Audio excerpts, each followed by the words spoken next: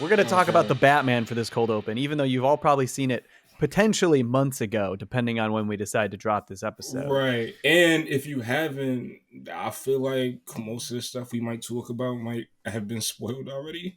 Yeah. By this point. And if you haven't, are you really interested in seeing it? That's the question. Right. Yeah. That's another thing. It's like his parents died. Spoilers. His parents, they're dead. Oh man. Tariq, what'd you think? I saw it a few days ago. You literally just walked out of it and came to podcast. Right. I just walked out of the theater. I thought it was dope. I ate like Five Guys right before I went. Oh, big mistake. Yeah, so I was mad tired, and like for like the first 30 minutes I was just like on and off sleep, and I was like, fuck, I gotta go home. Right when I was texting my girlfriend, like, yeah, I'm about to dip. Like, that's when I woke up, and I was like, okay. And from the point when I was completely up to the end, I thoroughly enjoyed myself. I was invested. I thought that shit was dope. Only thing, and granted, I know, because it's a Batman movie, so it just makes sense that it's very, very dark. But who the fuck color graded that shit? I couldn't see nobody's eyes. Like, I was like, shit. I was in a theater like this. It might be my theater. I don't know. Yeah, it might be your theater's projector. It looked really good to me. I really liked how it looked. I felt like it might have been it because we went to kind of like, we didn't go to the one we usually go to. So like, I just, when we were walking through it, I was like, this theater's kind of shitty. This is a general PSA to movie theaters. Keep your projectors in tip-top shape, please. Yeah. It ruins movie-going experiences. Yeah, man. Did I ever tell you about how I saw it Endgame and how the theater had a sound issue that was never fixed? So the movie was like drastically low. Like the audio was like very low, and we just had to watch the whole movie like that. So that sounds awful. I didn't know that Captain America said Avengers Assemble until like a week later. Like, because I found out on, like, Twitter. Like, I saw it the day it came out, but I found out on Twitter that he said Avengers Assemble, and everybody was just kind of cheering. We couldn't fucking hear anything. That's so funny. Yeah, it's rough. I gotta say, I do like that moment as a, like, isolated moment. Like, it's a nice moment to have in your build-up in the MCU, but also, like...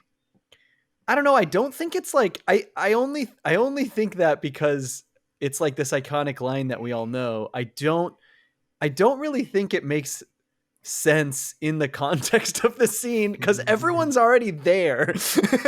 Everyone has assembled. They have assembled. Yeah, that's true.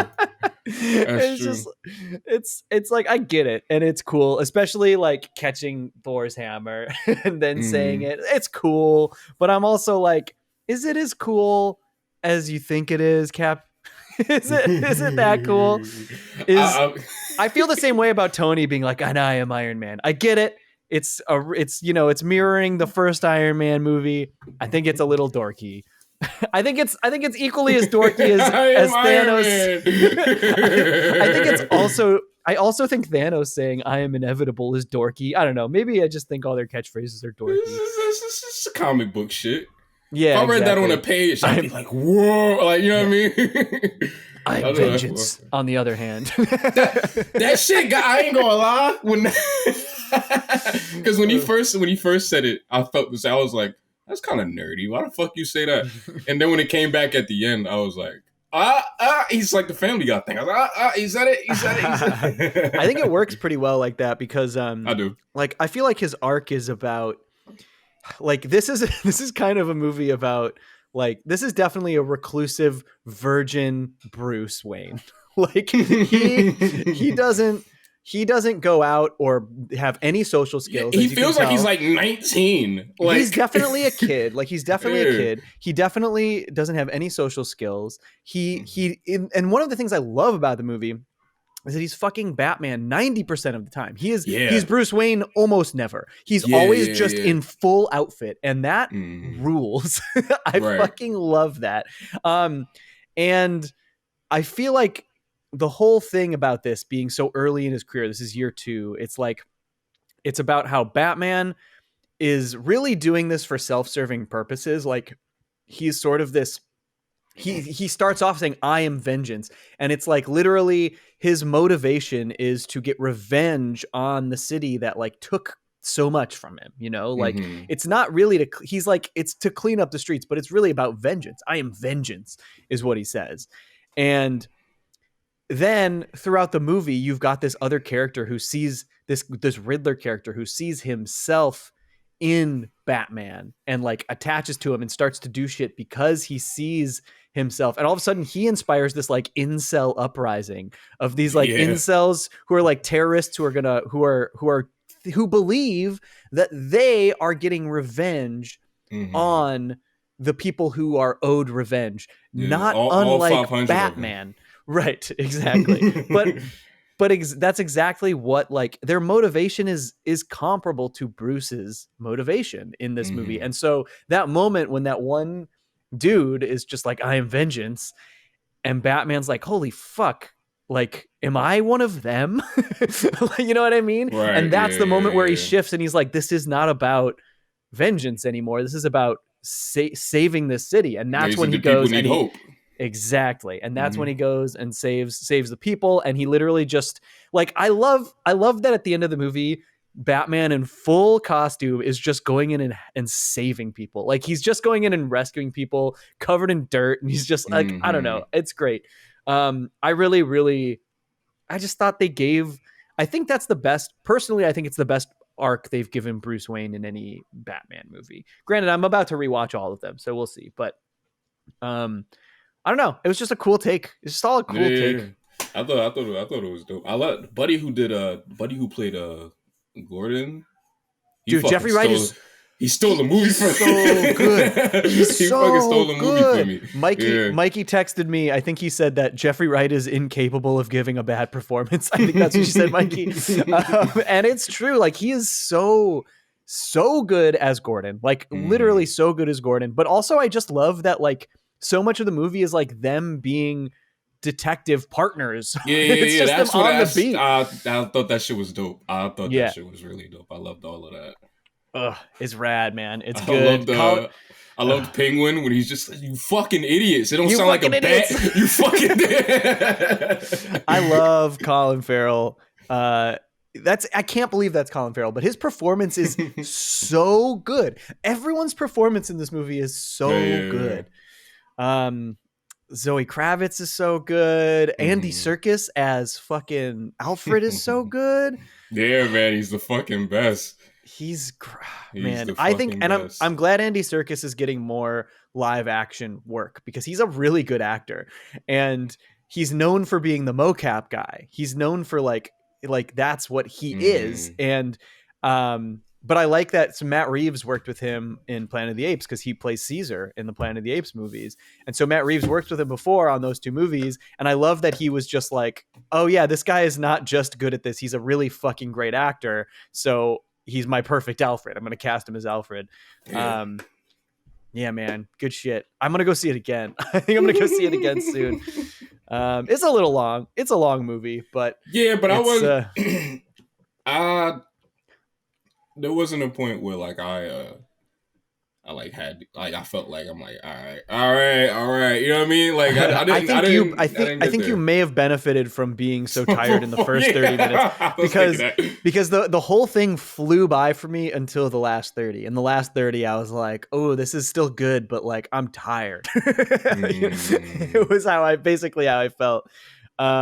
So maybe that like you got a little rest in the first 30 and you were ready to go for the rest of the thing. Man, that was so weird. I just got so tired out of nowhere. And I was like, fuck. Dude, I love Paul Dano's performance as Riddler too. So good. Yeah. He's such a little creep. What'd you think about the the little Joker thing? Oh, I made a joke when it happened because my you're taking after the Joker. Because my roommate was like, he said that's not Joaquin, and thank God. And I said, no, that's Andrew Garfield. And he was like, really? And I was like, no. But it kind of looked like it. It's this guy named, I can't pronounce his name, Barry Kagan. I don't know. He was in, did you see Eternals? Mm-mm. Oh, I He's know in what that. that. Yeah, I haven't seen it though. He's you would recognize his face if you saw it.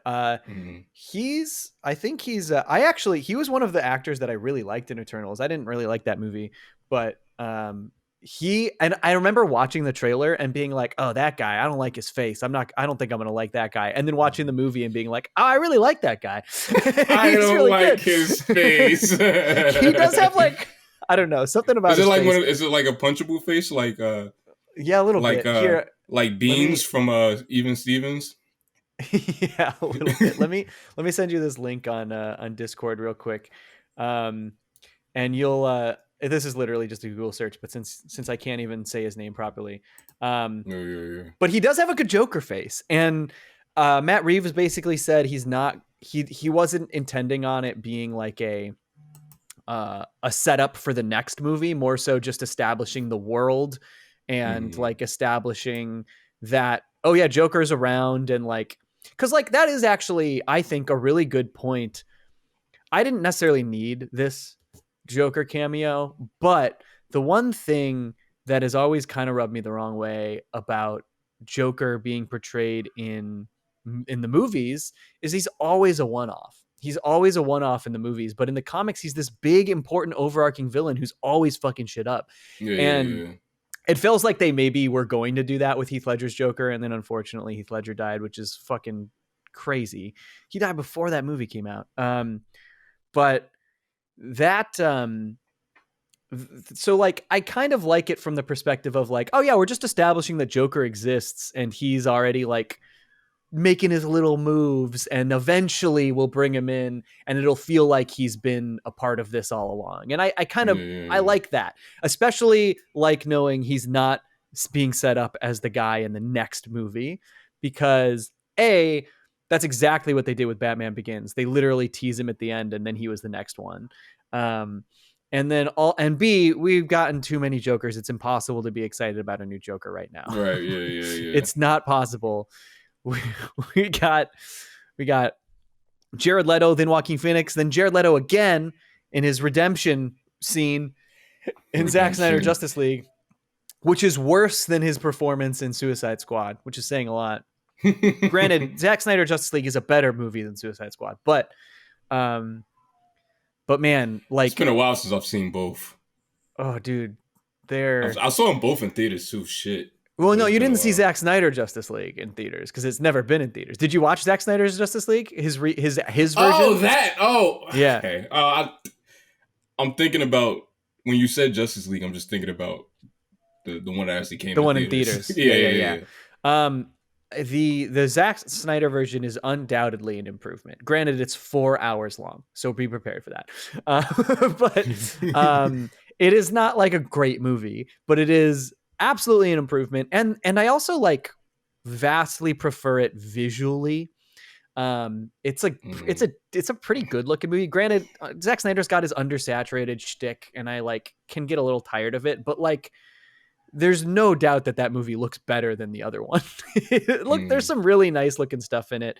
There's some sequences that they took out of the original that are way cooler than what they put in the original. But it's, I don't know. I'm not a Zack Snyder guy, so I'm not gonna go to bat for it. But it's worth watch if like that shit interests you. But he also like gave Jared Leto his little like redemption. I think he felt a camaraderie with Jared Leto, who feels like his performance was left on the cutting room floor in Suicide Squad, and Zack Snyder had a similar situation with that movie with Justice League. So he's like, oh, I'm going to give you a second shot in my movie too. And it was just pure proof that Jared Leto never should have been Joker. Oh. In my opinion. Oh. Morbius, though, we're all stoked for Morbius. Haven't met anyone who isn't stoked for Morbius. All right. Well, I like Batman. I thought it was good. Thought it was a good movie. Yeah. I did too. I'm gonna be on a little Batman kick for a minute now. I think I'm gonna watch the animated series. You ever watch the animated series, Tariq? Yeah, Batman not all animated of series? it, but I have. Because that was when like Good fucking show.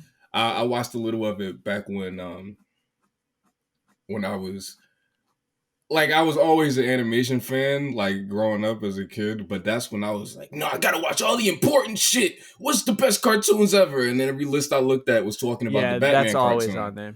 So I watched a couple of those, and It is I really love well them. animated. It I is love how it looks. It's it's really great. fucking it's pretty. A lot of those are if I'm not mistaken, a lot of those are Animaniac Studios. I think that's right. Um Yeah, and yeah, it looks fucking good. It's it really really does. pretty and stylized to hell of Yeah, and it back. like Like it's it great. ended up inspiring so much stuff in the grand scheme of That's where Batman Harley too. Quinn comes from. Harley Quinn was invented in that show, Yeah, man, and that's wild. she is now arguably like a top three Batman villain in popularity. Probably, I would Yeah. say. Like, I don't think anyone passes Joker, but like, I don't know, maybe there's one above her, but like it's hard to like, I don't know. People love Harley Quinn. Who? She might be number 2. She might be Yeah, I'm number about to say 2. who. You know I what mean, I guess I would just say no. I would say either Riddler or But that's longtime Paint. fans, though, right? Yeah, I guess so. You know what I mean? Yeah, Like, it does feel like Harley's kind of the number 2. It's crazy. yeah. And she's a great character. Mm-hmm. I hope they aren't afraid to use her in the Reeves verse just because Margot Robbie is doing this other version in these other movies, like in the Matt Reeves Batman movies. I hope they're not like afraid to have paralleling. Granted, there's going to be a Flash movie coming out this year with 2 more Batman in it. So like, I don't think they're afraid of doing multiple versions of the same character, but I hope Reeves isn't like, oh, they've already got this other Harley Quinn, we can't do our own Harley Quinn. Cause I think seeing Harley Quinn at Arkham, like being a psychiatrist at Arkham and watching her origin could be really interesting. Does your theater have that little preview thing with all the DC movies in it, and it showed a little bit of Black Adam? Yes, it did. That shit look kind of corny. I ain't gonna lie. The Rock look agree. crazy. That look crazy. The Rock look I agree. crazy. I still haven't even watched Shazam, and this is like kind of a Shazam like thing. It's like Black Adam's Shazam's villain, and so, yeah, I also thought it looked pretty corny. Yeah, Rock looked crazy. I was like, man, they gotta turn this shit off. I wish they. Granted, I don't really care that much these days, but like I really wanted the MCU to cast him as Namor. Do you know Namor? He's like the underwater guy. He's like the Atlantean. He's like their Aquaman. But like Rock looks like that guy. Okay, he doesn't look like him. He doesn't like any illustration of Black Adam I've ever seen. Right? Yeah, he doesn't. It's kind of like it's kind of like in your Spider-Man video, a sick ass Blade they drew.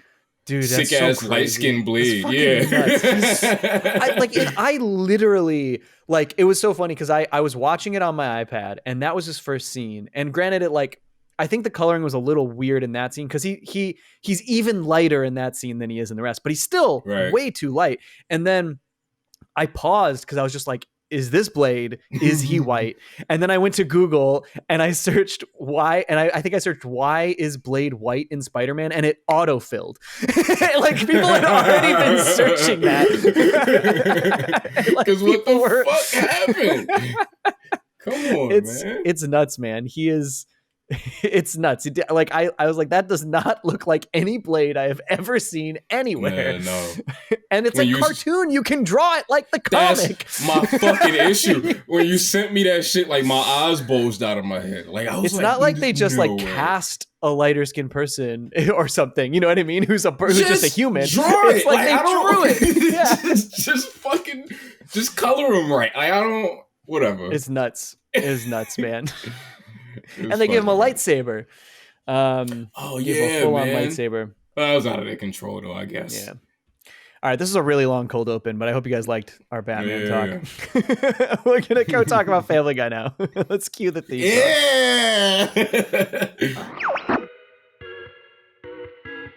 I've been watching them for years. It's always been something that fit with all the animated characters that's doing their own bits. With a fry who's in the future and a family guy that sucks. With a father from a hill, a burger family runs a month. The show inspires is the same guy, except he totally say and diverse. Let's watch cartoons that curse. Yeah, that's bananas. That's rough.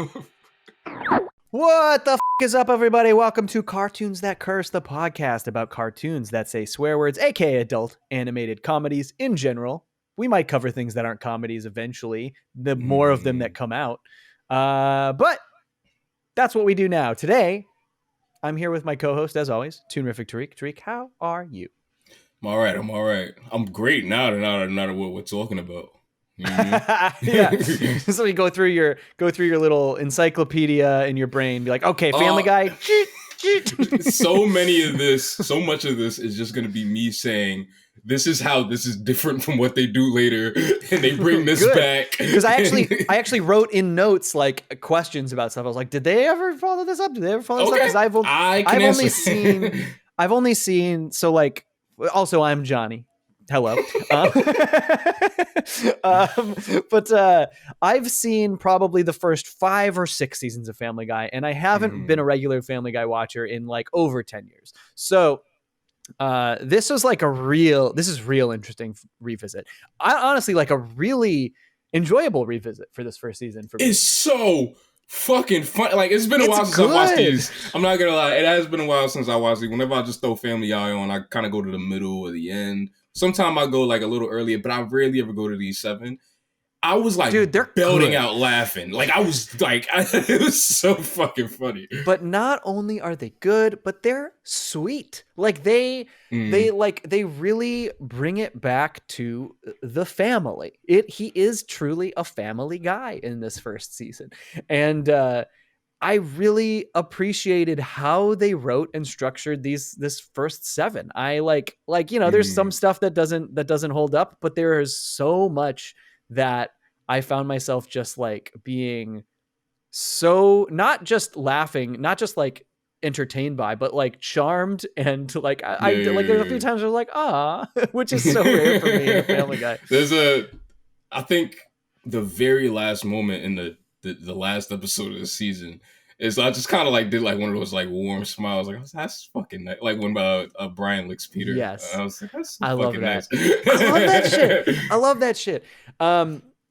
Granted, I think you can like kind of see the seeds of like modern Peter in there a little bit. Absolutely. Yeah. You want that, and a lot of my notes are about that because like one thing I noticed is everybody's like, Peter used to be this fucking caring dad, and he turned into, and it's like, nah, man. Yeah, like they were definitely working through that in these first 7 because there seems like almost episode to episode 1, he's like a fool who's trying his best, and others he's like a real asshole. In the second episode, he crashes the car into like the fucking TV thing, and he blames his daughter, and he just lets his daughter take the heat. It is made very clear in cutaways that he wanted a son first. Yeah, that's true. In this season, like, can you check again? Yeah, can you check again? There's another cutaway about Meg that I wrote down in here too. But nevertheless, like, there are still seeds for, like, at least for Peter, and I'll say Meg too. But for everybody else, like, I think the seeds for who they end up becoming starts in season 2. Like, Chris is unrecognizable. Lois is like way too mellow. Yeah, he even sounds so different. Chris, like, yeah. And even like, and obviously like Meg has a totally different voice actress in these first 7. Granted, I think she's actually good. She's a good voice actress, but it's wild that they just were like, what is she left for she had something else she was working on, right? I feel really bad for her. I feel really bad for her. Did you ever? Okay, so there's 2 Meg things I want to say. Did you ever see? There's this episode they do. Fuck, man, I don't remember what season it is, but they do it in like the middle of the run. It's an episode where they go back in time to the pilot. It's called Back to the Pilot. They go back in time to the very first episode, and it's animated like early Family Guy. But it's like wait, really? They do a flashback and animate it like early Family Guy? So they take present day Brian and Stewie, the way they're animated, and stick them in the old animation style, and it's in 4:3. This is when the show was in widescreen, and they produced this episode in 4:3. I love that shit. It's really so good. It's so cool. It's really fucking cool. And man, one thing they say when Meg speaks, Stewie says, "Hey, what's wrong with Meg? She sounds like someone who missed a really great opportunity." Oh no! Oh no! Also, granted, I'm looking through now, and the actress who played her in the first season has like a long, great career. In fact, did you know she is Eliza Thornberry in the Wild? I think I did know that actually. Yeah. And then I just watched through the Spectacular Spider-Man. She plays Gwen Stacy on that. She's really good. She's a well working actress. She works a lot. Yeah. Granted, she missed out on one of the most stable jobs that exists in Hollywood. Right. And especially like now and what the show became, like Mila Kunis kind of don't gotta do much. Like every once in a while there'll be a Meg episode. I think there's like one or two a season. But like for most of it, she just kind of come in and say like 2 bars and then she dip. So wait, when they send them back, do they animate new stuff in the old style? Yes. Did they bring the actress back? No. Like they don't like, they just use the dialogue she says in the in the episode. It's more about Brian and Stewie, so there's a lot of like Stewie and Stewie interaction. Is it like the Lion King 1.5 where you see like an old episode from a new perspective? Well, kind of is.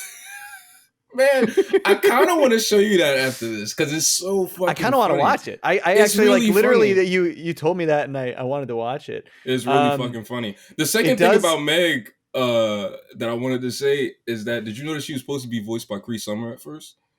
I did not know that.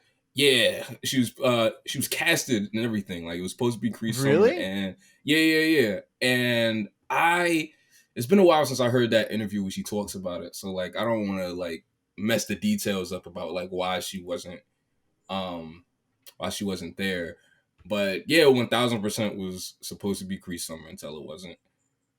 That's wild. It would have been pretty different, honestly. she is credited in both 2011 and 2018 as Meg's voice, but I think it definitely, they might just credit her when they use old recordings. But she got and then also there's an uncredited thing here, so there's a chance that she was not credited. So wait, is she in season 2 as well? I have no idea. I don't either. I have no idea, actually. But she's actually like a pretty well-known actress. She's the have you ever seen Mean Girls? Yeah, I finally saw Mean Girls. Mean Girls rules. Great movie. It does rule. She plays Gretchen Wieners. She keeps trying to make fetch happen.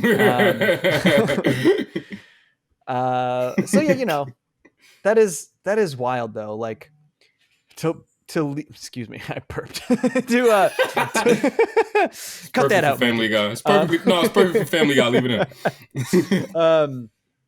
It's funny to me that she like. Sorry, what was I gonna say? I just lost my train of thought. It's crazy that can happen where you have a job for a season, something happens, you miss out on it for the rest of the show, or you leave to go pursue a different, better opportunity, and then that goes on for 20 years after that. Rough. That's gotta suck a lot. Yeah. But she's good. Like she's good as Meg in season 1. I like her performance. It's hard. It's different when you get used to Mila Kunis. Right. But yeah, it's funny. So. I guess we should do some setup about the show. So Seth MacFarlane, from my Wikipedia research, Seth MacFarlane conceived of the show in '95 while he was at college. He did an animated short called Life of Larry as his college thesis, and then was actually paid to do a sequel to that in '96 called Larry and Steve, and like allegedly Cartoon Network. Yes, and allegedly that stuff kind of morphed into Family Guy. Like some of the dynamics from that kind of, right? I haven't watched those. Is it like, Yeah, because it's like a guy and his dog talking, right? it is. It's just Peter and Brian. Like, Okay. At least the Cartoon Network one is. The Cartoon Network one Right. is 1000% just Peter and Brian, and down to the voices and the characterization is exactly the same. The one before, the college thesis, actually has the entire family, and Oh wow. a great portion of the jokes in the first episode are in that. So like that thing when wow. when Peter when they go to see Big, and Tom Hanks is like, I have AIDS, and he's like, like that's in there. Like a lot of that That makes the that Shatner makes a stuff lot is in of there. sense because referencing Philadelphia in 95 Okay, yeah. makes a lot more sense. Yeah, because that movie came out in 93. Makes a lot more sense than referencing it in the year 2000 or 99. 99, yeah. So after he did the comedy, the one on Cartoon Network, Fox executives contacted him to develop Family Guy, and I didn't know this. It was originally meant to be shorts for Mad TV. I didn't know that, actually. Yeah, they were originally going to do Family Guy shorts for Mad TV, but Mad TV's budget was not enough to support a full animation production in the middle of it, so they canned that. That explains why there's so many Mad TV people on Family Guy. Maybe you're probably not wrong about that. Especially Borstein. Yeah, Nicole Sullivan, who I just found out is fucking Muriel Goldman. Is what? Muriel, you know Mort Goldman? She's his wife. Oh, no way. Yeah. That's so funny. And then, so actually it's also crazy because he allegedly pitched the show the same year as King of the Hill. So King of the Hill, Family Guy get pitched right around the same time to Fox. And then they pick up King of the Hill, which makes sense. Mike Judge is an established guy with Beavis and Butthead. But then after King of the Hill was seen as a success, they were like, all right, let's do some more. And then they went back to Family Guy. Right. And like, also, can we just talk about how in like the early 2000s, that Fox Sunday lineup was Simpsons, Futurama, King of the Hill, Family Guy. Sick. The greatest lineup of all time. It's incredible. All of those shows when they were still like, granted, I think that they're all still making great episodes, like at least the ones that are still around. But like back when like it was undeniable that all of these shows are fucking on fire right now. You know Although that is the era of Simpsons that you like a little less, though. That is technically the Scully era. Yeah, absolutely so. But I just got through the Scully era. I gotta say, I like it. I think it's good. Hey man, all the power to you. I can't wait to talk about it eventually on the pod. We'll get there eventually. I kind of want to too. I'm not gonna lie. So a couple of things about Seth. Number one is he, at least at the time, I don't know if it still stands today, but at the time, 1000%, he was the youngest showrunner in the history of television. He was only like 25, right? He was 20. I think he was 24. I think he was my age. That's nuts. That makes me feel like a real failure. They called him. And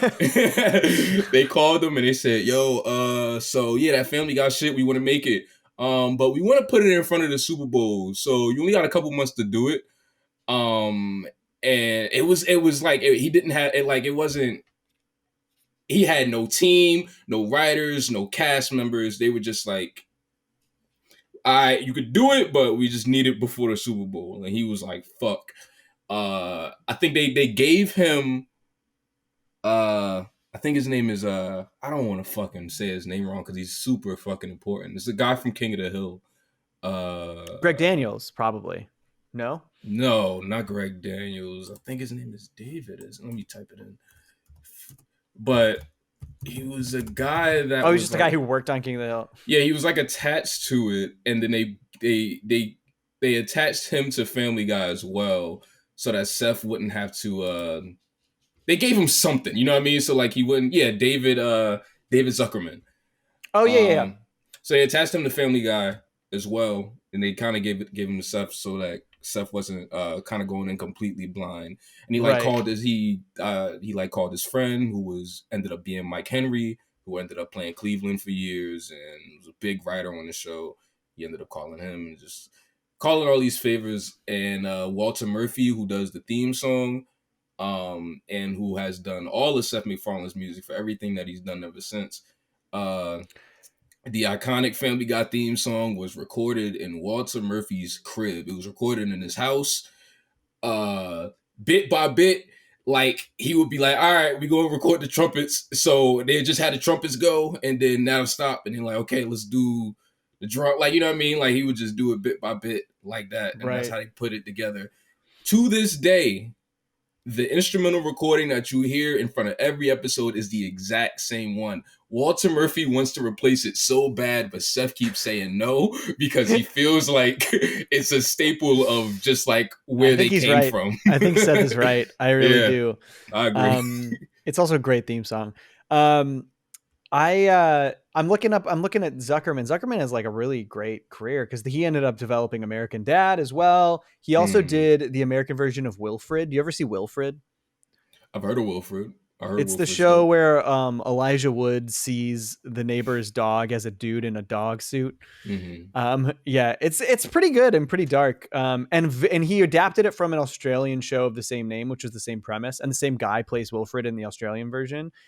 Very different show though. Like the Australian one is like a real sitcom, and I would call the American one a dark comedy. But yeah, he wrote on Fresh Prince. He wrote King of the Hill. He did Family Guy, and he developed American Dad. That's like pretty prolific career. Yeah. So like, especially all things considered, like we'll talk about this more as we cover the show more. Granted, if you're hearing this, you're probably not going to hear Family Guy season 2 next week. We're going to be covering a lot of season 1s of different shows, so we don't know when we're going to cover season 2 quite yet. But but it's wild that this show kept getting canceled. Like after season 2, it was nearly canceled, and then they saved it for season 3, and then it was canceled after season 3. And then like it was dead for a couple years before it got brought back because the DVD sales were monumental. It was like the best-selling DVD in Fox history or something. It was like the best-selling DVD, like next to like Chappelle's Show or some crazy shit like that. Right. And like, and I just kind of feel like ever since then they were just kind of like, we're never making that fucking mistake again.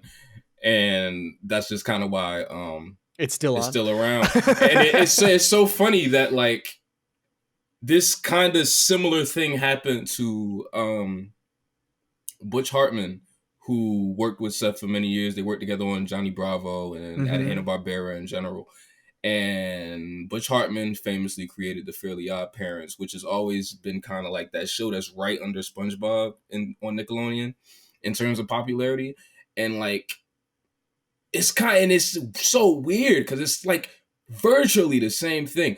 Family got started with a 7-episode first season. The Fairly Odd Parents got a 6-episode first season. Oh wow! And then like at a certain point in the run, Nickelodeon was like, I don't want this shit no more. And then they stopped, and then like they were like, oh fuck, this is still kind of popular. All right, you can make more. And they did that to them like 2 or 3 times until they finally pulled the plug, and they just kind of don't do it anymore. But yeah, it's weird that like they both kind of virtually were going through the same thing. Yeah, that is wild. It's also funny. Did you know that he has Butch Hartman do some voices in this show? Yeah, I didn't know that. Did you know that the doctor is named Dr. Hartman? Yeah, and it's him, right? No, it's not. The doctor's voiced by Seth because he sounds exactly like Lois's dad. Right. Oh, right. God, there are so many. I mean, granted, Seth is truly, I think Seth is one of the most underrated voice actors out there, but that's mostly because he really only voice acts on his shows. Like, you know what I mean? So like, I feel like people don't value him as high as he should because he's not going out and taking other voice acting work. But he's so fucking good in his shows. He's so fucking good in these shows. Yeah, but people people write off these shows. People write off his work. Absolutely. And he is like undoubtedly got one of the best set of pipes in the biz. Love it. And I love that they always like, there's always some good friendly there's some good friendly back and forth with Futurama and Family Guy. They've always been friendly, and like there's a really funny joke in the Futurama comic I was just reading that I've been doing this Futurama comic book club. In one of the first issues, they're going to a swap meet and someone sells him this complete series DVD of Family Guy. And this came out in like 2001, this comic. And it says all 723 episodes. Oh, that's so fucking funny. Which is also funny because The Simpsons is now almost at 723 episodes. They're like nearly there, which is I'm about to say that, I thought they would have been. They're like literally a few episodes away from that. But like, yeah, like Family Guy is now at over 400, right? 420 or something like that. I wonder if they got it in them to stop at 700. You know what I mean? Like, I wonder if they got it in them to stop at that exact one tiny number. Joke. Yeah. I wonder if they got for that one joke that Futurama comic book fans will know. That's so fucking funny. There's the great like there's a good bit in the Family Guy movie which we watched, which is, I guess, it's not the first Family Guy thing we covered, where they're at the red carpet and they ask Stewie, is there any plans for Fox to bring back Futurama? And he goes, what publication are you from? I don't remember which one he says, Hollywood Reporter, Entertainment Weekly or something. And Stewie just snaps the guy's neck. But then in the Bender's Big Score movie, the first one, their first thing back. The fucking calendar, yeah, the wall calendar, which is titled 12 Laughs a Year, which is so funny. And then obviously they like Seth did the song for Into the Wild Green Yonder, which is like arguably the best part of that movie. Like Bender is like littered all throughout Family Guy. I didn't even know that. Yeah, he's in Blue Harvest. He's in Blue Harvest, right? Yeah, he's in like this really weird throwaway gag where like there's this episode where Lois is like cleaning out the entire crib because she gets kind of like addicted to minimalism, and like she's like in Stewie's room. Was this a Marie Kondo episode? Man, I don't know. I just know that she's reading like some weird self-help book, and she's like, I gotta fucking get rid of all the clutter. And she like goes to Stewie's room, and she's like, who put this fucking machine in here? And it's Stewie's like time machine, and she's like dragging it down the steps, and like every time she hits a new step, it like transports them to a different time period, and they go to the future, and Bender's there for like a split second. Oh, hell yeah. That was really cute. But yeah, they do stuff that all the time. Was that the same time machine we see here in season 1? No, man, not that little piece of shit. Man, that's so funny. And then like I also love in Futurama when they have Seth do the voice of Seymour in Fry's dream. Philip, have you lost weight? Good stuff. All right, we should probably start talking about the episodes now. There's so much to talk about. This is like this is why we should have done these shows sooner, because we just go on a fucking roll with these things, right? Like when we talk about Simpsons or Futurama or Family Guy or King of the Hill, we just can't help but go on these tangents. Because there's so much to fucking talk about, man. These shows are I know, which is why I'm excited to do all these season ones and decide what we're going to keep going on from there. But it'll be fun. This is going to be fun. So these first 4 episodes, they were doing this weird theming with the name where they put the word death or like somehow related to death. And I remember listening to the commentary back in the day on the DVDs and Seth just being like, we abandoned that very quickly. It was very limiting, especially because these titles have nothing to do. Yeah. From what I know, I think he was trying to channel like radio plays. Right. I think, or old like Westerns and stuff like that. But like, yeah. So this first one's written by Seth, obviously. Pilot written by Seth MacFarlane. I love this first cold open joke. The Jemima's Witnesses joke is pretty funny. Very funny. It's really good. I wrote down, obviously Family Guy's an interesting show because so much of it is cutaway gags. And so like a lot of the cutaway gags I just wrote like, this joke is nuts. This joke is funny. This joke is, I just wrote that a lot.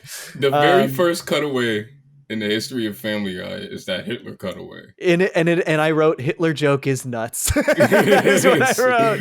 It's like that joke tells you exactly what kind of show this is going to be for the next 20 years. Yeah, right. It's pretty ridiculous. But there's also like sprinkled throughout, there's some more typical sitcom jokes too. Like the thermostat joke is so sitcom, where Meg touches the thermostat, and like it's funny for Peter popping and going, "Who touched the thermostat?" immediately. And then everyone else from the neighborhood pop in and be like, "Hey, my thing went off." My kid over here. It's super funny, but it feels like that's not a joke that, like, I feel like people's perceptions of Family Guy wouldn't let them believe that that's the kind of joke you find in Family Guy, right? But you know what's so funny about watching these is that, and characterization is a different thing, right? We could talk about that too. But in terms of like the jokes, I didn't see a single joke in this entire season that they wouldn't do today. Yeah. They would do all of these today. Like there's some good ones. The show is kind of still like this. Like it's like that fucking dumb like dad joke humor. You know what I mean? Where it's just like the weirdest fucking like I don't know. I probably got when they go to like he says I'm gonna buy you guys like a great meal. And then he pulls up to like the fast food. No, he says the most expensive meal we've ever had. Yeah.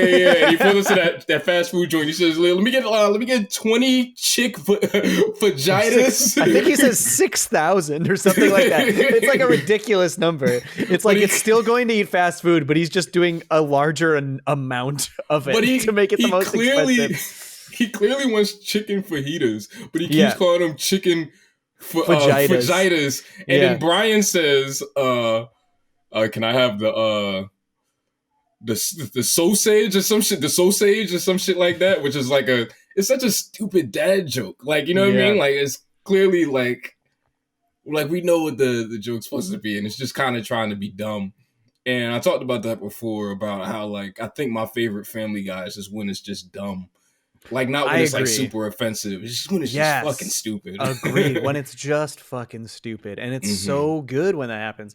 And there's also like some really funny gags in these cutaways. Like I always remembered the cutaway where Peter's at church doing communion and he goes, "Is that really the blood of Christ?" Dude must have been wasted 24/7. But which is a great joke. I always remembered that joke. But the joke that I forgot about that is also fucking hilarious is when the pastor is like telling the story of Job, which is in the Bible. It's a story about a guy who God like tortures to test his belief. And then they cut to the audience and God is there and he goes, "Oh God, I hate it when he tells this." It's so fucking funny. It's so funny. It's very funny. It's such a good joke. Oh man. Yeah, man, there's so many good gags in this one. But I also just think this is a pretty good plot for the pilot, because the plot is about Peter not being able to provide for his family. Like it's about Peter making a huge mistake, losing his job, and not being able to provide for his family because of it. And so like really at its core, this first one is about Peter and his family. He is a family guy, as they say. And like I feel like all of these first 7, all of them come back to Peter and his relation to someone in the family or to the family as a whole. And it's always him becoming either bonding with someone or coming to a new realization or understanding with someone in the family and becoming a better, and, arguably being a better person for it. And being, right. And it's like got a really sweet, there's just like a really sweet undertone to all of that. Because like, which is nice. It goes to like, what the initial point of the show was that like it's a show about a guy who takes all of the values that he learns from all the TV that he consumes and tries to apply it in raising his kids and having a relationship with his wife. And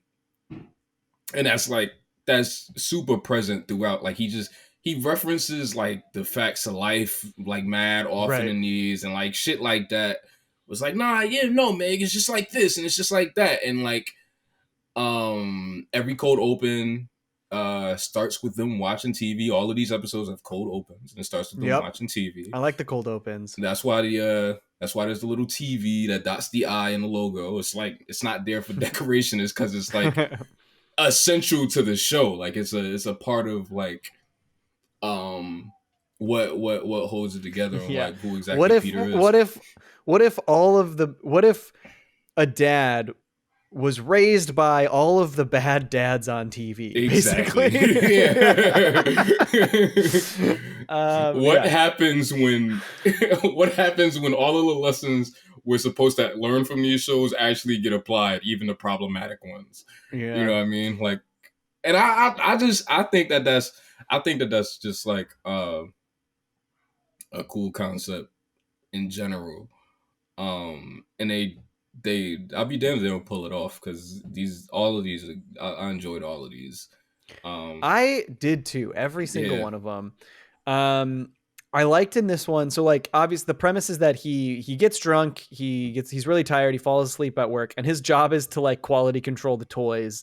And there's this really funny shot where he falls asleep and all of a sudden just immediately fucking like porcupine. Poison, knives, porcupine, a toaster with forks in it, like all of these things just start coming out. It's such a dumb visual gag. And there's also just like, I like how that all plays out, but there are so many just I don't know. You're right. It is funniest when it's dumbest, and this one delivery got me pretty good, which was when the news report comes on about the toys that are like hurting people and hurting kids, and the reporter, I can't remember, or Diane says, "It's quite a situation we've got here, Tom." And Tom goes, "Quite a situation we got here, Tom, indeed, Diane." It's so stupid. Wait, there's this we're just talking about how fucking dumb it gets. There's this cutaway that kills me. Well, one of the cutaways that kills me is we talked about it a little earlier, but it's the Philadelphia one where Tom Hanks says, "I have AIDS," and Peter just Tom Hanks. Loud. Like also the idea that Peter couldn't figure out that it was Tom Hanks is just funny. Like, it's like Tom Hanks, the most recognizable man from ever. Big. He calls him the guy from Big. He's like, "Oh, Tom Hanks, funny guy, Tom Hanks." So I love that one, but I also love this one where when he's in court and he says, "Oh, I didn't have gas for the first time until I was 30. And then he like rips ass. And he's like, "What the fuck was that?" I wrote down good fart joke. What the hell was that? It's really funny. Oh man. It is crazy how I feel like the thing that is kind of undervalued about this style, like people can kind of meme the cutaway gag style, but they really are able to jam such a variety of jokes in by cutaways and by not even cutaways, like things that feel like cutaways but aren't, like when Peter hires his jester and it's just Seinfeld and he pops in, he goes, "What's the deal with New England? It's over 200 years old." But that's the thing too, is that like if you talk to anybody that like works on Family Guy, they'll always tell you that the cutaways are the hardest part of the show to write and put together, because you have to create an entirely new setup that is not derived from what is already established in the story. And I don't think people will understand that is difficult. Yeah, you know totally. what I mean? Like, and some it's also of these, a lot for the animators, because you have to animate a whole new location for a tiny new location, gag. new designs, like new incidentals, like always. And yeah, and like again, some of these cutaways don't feature the main cast, so you have to create entirely new characters. Right. And like, if the cutaway has to do with their personality, you have to create an entirely new personality. You know what I mean? Like it's I don't know. I think there is a lot more science to it than I actually wrote in this first one, in this first episode's notes, I wrote they did a good job implementing cutaways naturally. Like they really do. They really don't feel like they take you out of it. Like they. I don't know. It's they work. They all work really really genuinely in this. Yeah, I love that. I love that run where they're like talking to Peter about like how he keeps being drunk around the kids, and like it's just like everybody remembers something. It's like, oh, remember when we went to get ice cream, and then he like he's like rum raisin or some shit like that, and he just fucking falls over. Yeah, he's drunk. You know what I mean? Like they just kind of, I like that they put it in like this like list format, and I think it really works. I'm really used to the first 7 minutes of this this episode. I actually forgot what the entire thing was about. I forgot that I remembered the welfare plot, but I forgot that was this first one. Right. Yeah. Because I'm so used to the first 7 minutes of this because a majority of that again is in like the pilots and stuff like that. There is a test pilot that Seth produced kind of to just show Fox like, this is what Family Guy would be like, which is essentially just literally the first 7 minutes of just in a different coat of paint, and it's animated kind of weird. Because I think Seth did it all on his own. And yeah, like, so I've seen that so many times, and just kind of in studying the show, I'm just so very, very used to the first 7 minutes of this that like I completely forgot what follows it. And I think maybe like, I don't know, I talked about it before about how like some of these characters are unrecognizable. I think the biggest difference might actually be Stewie. And both for characterization. I like early Stewie though. I do too. I like both. I like all Stewies. Yeah. And he's like, they do a joke in that episode I told you about when they go back to the first episode. When the first time they hear Stewie speak, and Brian's like, man, what the fuck? Did you like carry a thesaurus around with you? Like, why are you talking like that? Because he just keeps using all these big ass words. Yeah. Like, they abandoned that. There's a lot. I mean, like, even in almost every one of these first 7 episodes, they implement some crazy, like, almost comic book style science from Stewie's, like, world conquering shit into, and it's worked into the solution. Like in this episode is literally Stewie's hypnogun finally working, and it hypnotizes the judge into being like, oh, you can go home. Which is crazy. And then a couple episodes later, like they're about to fucking die, and Stewie has that time machine that restarts the episode. Yeah, it restarts the whole episode. Yeah. That's crazy. And again, not too far off from what the show became, because there's a lot of that Stewie science shit still. You know what I mean? Like that's an angle that they never, even though they kind of got bored with him like wanting to kill Lois. He just kind of like hates Lois now. Like he doesn't want to fucking kill her anymore. He's just kind of like, he does whatever he can to just be kind of like sassy to her or something like that. Right. You know what I mean? And I think that that's fun too. And I think this is fun as well. But I can understand, like, I don't think I want to see Stewie want to kill Lois for 20 fucking seasons. I would very much so feel like I would get bored of that. And I'm glad that they kind of went, let's just try something else with him. Yeah, I don't know. Family Guy's always been kind of really good at just kind of, they don't really get credit for it, but they've always been kind of good at keeping characterization fresh, keeping the things that happen to these characters fresh.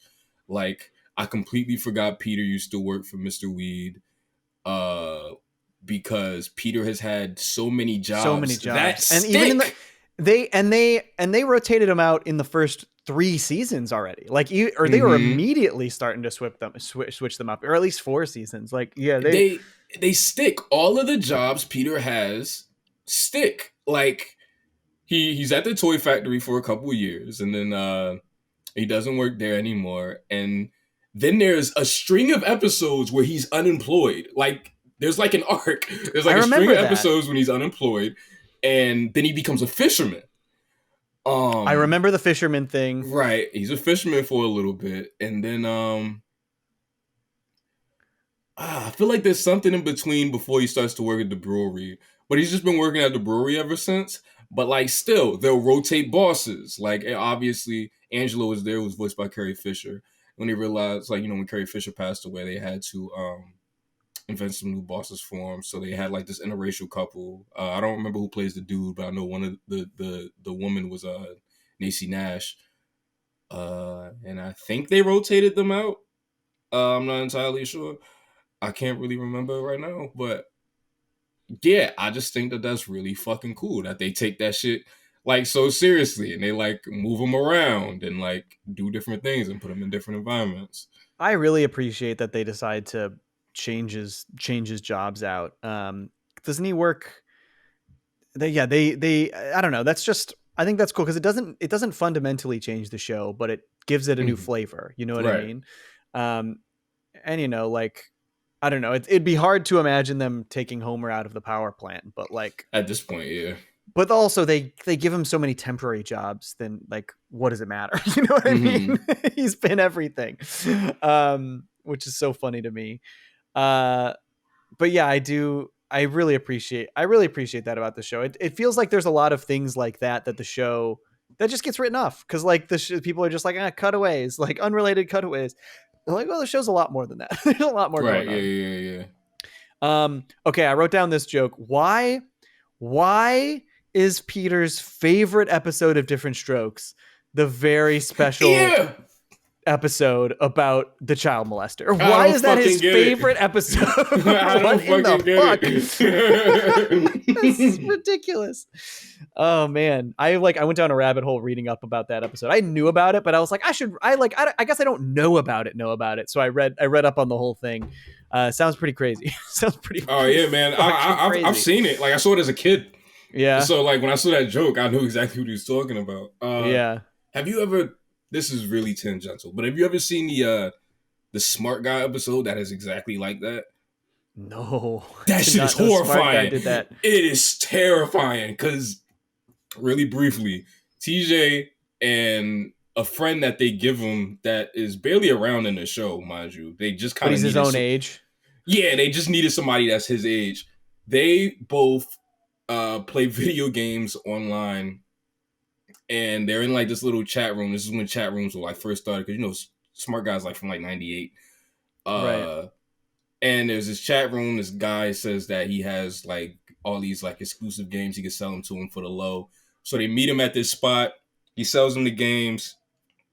It's this old white dude, like not old, but like old enough to where you like, what are you talking to kids for? You know what I mean? Like it's like that got kind of old. And long story less long, they end up at his crib because he invites them over to play games. And he has this game that he invented that's kind of like this like surfing game. You stand on a board and it like looks like you're really surfing. And I remember. Wait, I do remember this. I feel every time I describe it, everybody goes like, "Oh shit!" And then like, I do. He shows them this book of like all these other kids that came over to play the game, but they're like in their drawers because like. He's like, oh, because, you wouldn't surf in your real clothes. Right. And, like, he tries to get them to stay, but TJ's like, nah, we got to get the fuck out of here. But she's not, like, his homie's not catching the hint. And he's like, nah, she got to come with me. We about to go eat dinner. She said, no, the fuck I don't. He said, no, you got to come with me. We about to go leave. And then they leave. TJ tells his pops. And the guy that plays TJ's dad in that episode does... I like he does some of the strongest sitcom acting I've ever seen in my life. The facial expression he makes after he calls the cops is like, I've never seen like anybody on television do that face. Everybody who like grew up with like a father figure knows that face that he's making. He's making that face like something could have happened and I wasn't there and I want to kill everybody involved. You feel me? Like he has that face and it's like, it's fucking brutal. But yeah, that episode is nuts. I watched it like last year with a homie when I was on my Smart Guy kick, and I turned to my friend and I said, if you weren't here, I probably couldn't finish this episode. Like if I was alone, I would have had to turn it off. That's wild, man. Yeah. That was, and it also like that episode of Different Strokes like popularized the very special episode thing. Like it was like the first one, and then all of a sudden all the shows were like, we got to do something. We got to do very special episodes to talk about serious things. Yeah. Which is, yeah, it's kind of weird. It's kind of a weird thing for sitcoms to do, but I don't know. It's also hard to remove, like, it's hard to place myself in the context of that time. You know what I mean? Right. In terms of television and what TV was doing back then, you know? Yeah. All right. I have one more note about this first one, man. We are like, we've talked so much about, and we're only one episode deep. We went into this and we're like, this will be a quick breezy 7 episodes. And we are just going. We'll see. Maybe we do split this in half. We'll find out. Okay. So I just wrote like the Kool-Aid Man joke. It's legendary. It's a great legendary gag. It's really good. I remember when I was younger, that being the literal funniest thing in the world to me. Like I remember specifically pulling that up. I had a little portable DVD player. I remember on vacation once pulling my family and being like, look at this joke. It's the funniest thing you'll ever see. And like showing it to them on this tiny little DVD player. So funny. Great joke. Should we move on to the second one? Do you have anything else about this pilot? I think it's a really good pilot. I do too. Really I actually have so many notes about this pilot, but we can't. Shit. There's no Should way we keep going? What do you got? I guess a couple things. Number one, I guess I just erased it from my memory. I completely forgot Mr. Weed was gay. Yeah, because they do that a lot, and they kind of bring it. It's like in the forefront. It starts here. It starts in this one, which I think is like really interesting. So there's that. Also, the entire family can understand Stewie in this season. That's what it seems like. Everybody can. Lois audibly reacts when Stewie says burn in hell. You know what I mean? Like, yeah, and she I feel like part of the early gag was like, are they reacting to the words he's saying, or is he like in their mind throwing a tantrum? And she's like, oh, that's what I think. That's what I think the early implication is. But the one that gets me is in, I think it's second to last one of the season. They when they're leaving town and she's buckling him in, and she's like, he's like, what are you doing to me? And then she responds directly. And I don't know, I'm like trying to figure out there is in the same one we talked about, I think it's called Mind Over Murder. That's the one with where Lois is like performing in the she's like doing the singing and shit, right? Stewie says burn in hell, and Lois says, hell is hot. You know what I mean? Like she literally directly acknowledges the words that he said. Exactly. Specifically. Exactly. Man, that's so interesting. I don't know. I guess that's what it is in this season. Yeah, that's just what it is. And that's why I think they keep doing jokes later on where like every time somebody out of universe is talking about Family Guy, they're like, so can they fucking understand a baby or not? Like what's going on here? Like what's that situation? And they do it a lot later on too, because after a while the rules start to get more established. Chris and Brian are the two that actually really understand Stewie. There's this one quick joke where like Stewie tells Peter a secret, and then Chris is like, how the fuck did you tell him that? And Stewie's like, I couldn't keep it on my conscience. I didn't even think he would understand me. And then Peter says, I understand bits and pieces. And I don't know if that's still true, but he does say that. Bit? Yeah. All right, well, let's move on to the second one. Yeah. I never met the dead man. This was actually directed by Michael Dante DiMartino, who would go on to co-create Avatar: The Last Airbender. Funny enough. Shit. Yeah. He directed 2 of them. He directed this and the final one of the season. And I think he directed a few over the first couple seasons, and then likely directly went to develop Avatar, because Avatar came out in 2003, and I think they started developing that stuff a few years prior. So, but yeah, this is how he paid the bills before he became one of the most beloved creators in all of animation. Yeah, man. So this opening, I love this opening with Stewie playing with his Sesame Street phone or his Muppets phone or whatever. And he picks it up and goes, "Put me through to the Pentagon." It's so funny to me. Yeah, there's just like good little gags like that. And I like the diabolical baby. I actually wrote Stewie interrogating broccoli is funny. I miss diabolical baby. I wrote, yeah, I like that part. He says, damn the broccoli, damn you, and damn the Wright brothers. Oh man. I also like some of the dated references in this one. I love once the internet gets knocked out, Chris comes in and goes, "I was in a chat room in America Online." I'm like, America Online. I'm like, man, this was definitely written in 1998. Oh wait, this episode has like it's such a funny visual joke. After Peter and Meg get back home, because this is the one where Peter crashes into the satellite dish. Yeah, exactly. And like ruins television. And after I think it's like before they leave, it's something to that. And then he says, "Oh wait, hold on, Lois. Chips is on," and he's watching Chips. And then the fucking cop comes and he's talking to the woman in the car, and he's like stopping her for like some bullshit. He's clearly trying to hit on her. And then they just show like all the shit that he's distracted from behind him. And it's just this big ass truck that drives past him that says "pure uncut cocaine." And that shit floored me. That's great. There are some other like really funny references I like. Like I love when Meg is like mad. She's like, all of a sudden she's like, maybe I should tell everyone. She thinks basically maybe I should tell everyone that it was actually my dad who did it. And then it cuts into like the Wonder Years voiceover where it's like, whoa, suddenly I was public enemy number one. It's still a dude. Like, yeah, it's the same guy. I think it's the same guy. Yeah, like it sounds so just like him. That cracked me up though.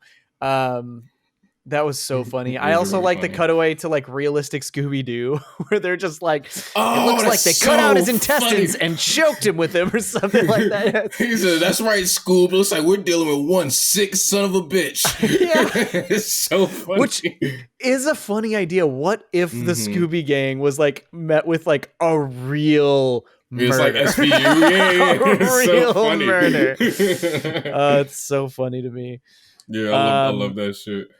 I like when go ahead. I like when Peter is when he has that TV thing because he's addicted to TV and he can't live without it. And he's walking around and he sees like all the different parts of the neighborhood and he sees there's different channels and he sees these black guys playing basketball and he calls them UPN.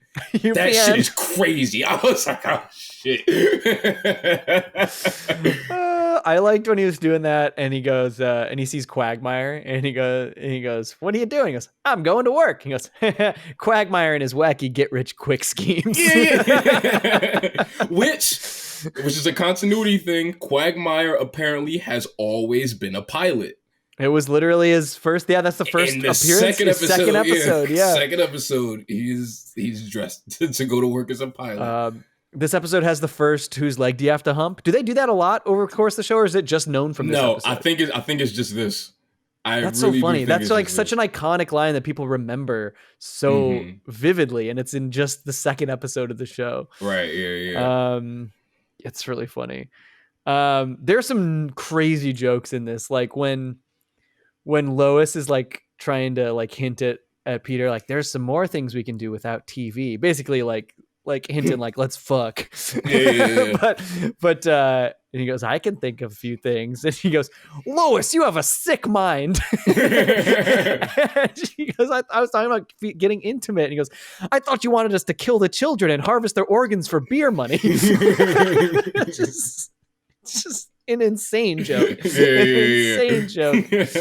I love there's the Peter makes Meg race the guy in the carriage. Yes. And then the carriage falls over and it catches on fire and then the fucking horse explodes. The horse explodes, and that's what kills it. That's what makes it a real classic. joke. It's so funny.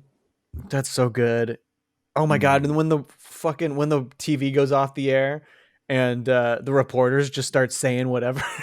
Yeah. And Diane's just like, what's Diane? Diane's like, I just don't like fucking black people. Yeah. Just straight racism going on there. And then but I also love the end when they're like, when like it goes back on and he's like about to spank Diane live on the air.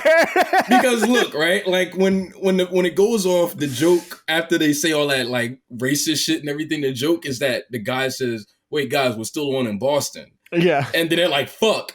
Now in the next gag, the one you're talking about, like Tom is flirting with Diane and he's like, oh man, fuck my wife, bro. Like she in Quahog, like she not gonna see this. But like, y'all are still on in Boston, you're so on TV, you're about to spank her on Boston, whatever. And then, and then they're like, YouTube wasn't around back then. They had no worry about it getting out there. Right. And then the guy goes, we're actually like right back in Quahog.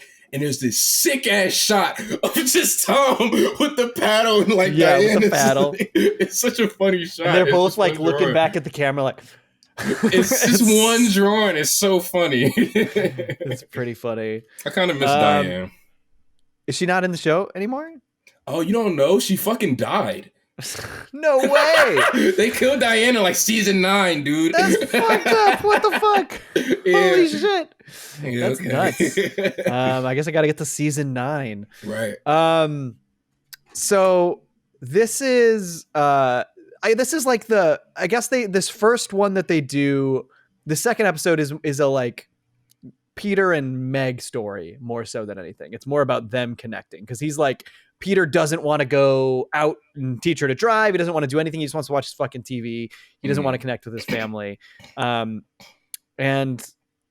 it's like it's funny to me that how little they give Meg later in the show, but like the second episode is kind of a Meg episode in a lot of ways. Right. Yeah. They do Meg episodes, but they always make fun of the fact that they're doing Meg episodes. That they're doing a Meg episode, right? Well, you got anything else about this one? I like this. There's some funny stuff in this one, but this one didn't like. This one, some of the later ones make me really like go like give me the sweet charmed feeling. Right, this one is just like kind of fun silliness. You know, I agree. The one thing that I actually love about this episode that I always loved about it was the because there's the way the plot evolves is that Peter. After having to live without television for a while, he realizes like how bad television has affected him, and he kind of squares off it, and he doesn't give a fuck about it anymore. When it comes back, he doesn't care. He just wants to live life to the fullest, and he ends up in a hospital. And the way that they get Peter to love television again is so fucking funny. It's just a guy on the street. He's watching this thing in the hospital. It's just a guy on the street, and they're like, "Hey, bro, what would you do for a Klondike bar?" And then it's like, would you hop on one leg? It's like really simple shit. Yeah. And he's like, would you kill a man? He's like, and then and then you just hit a gunshot and then Peter smiles. And then that's just, he loves TV again. It's so funny. I love that shit. God, it's so funny. Always love that. Yeah. But that's probably all I got for this one. Yeah, it's a funny episode, but I feel like I got more to say about a lot of these other ones. This next one is called Chitty Chitty Death Bang, still going with its death title. Yeah. So the whole premise of this one is that Stewie's got his birthday. Lois is just tired of having to do everything for the family, so for this birthday, they're going to Cheesy Charlie's. She won't have to do anything. She can just appreciate her time with her family. She doesn't have to do all of the shit that she normally does to like upkeep everything. And then Peter blows it hard.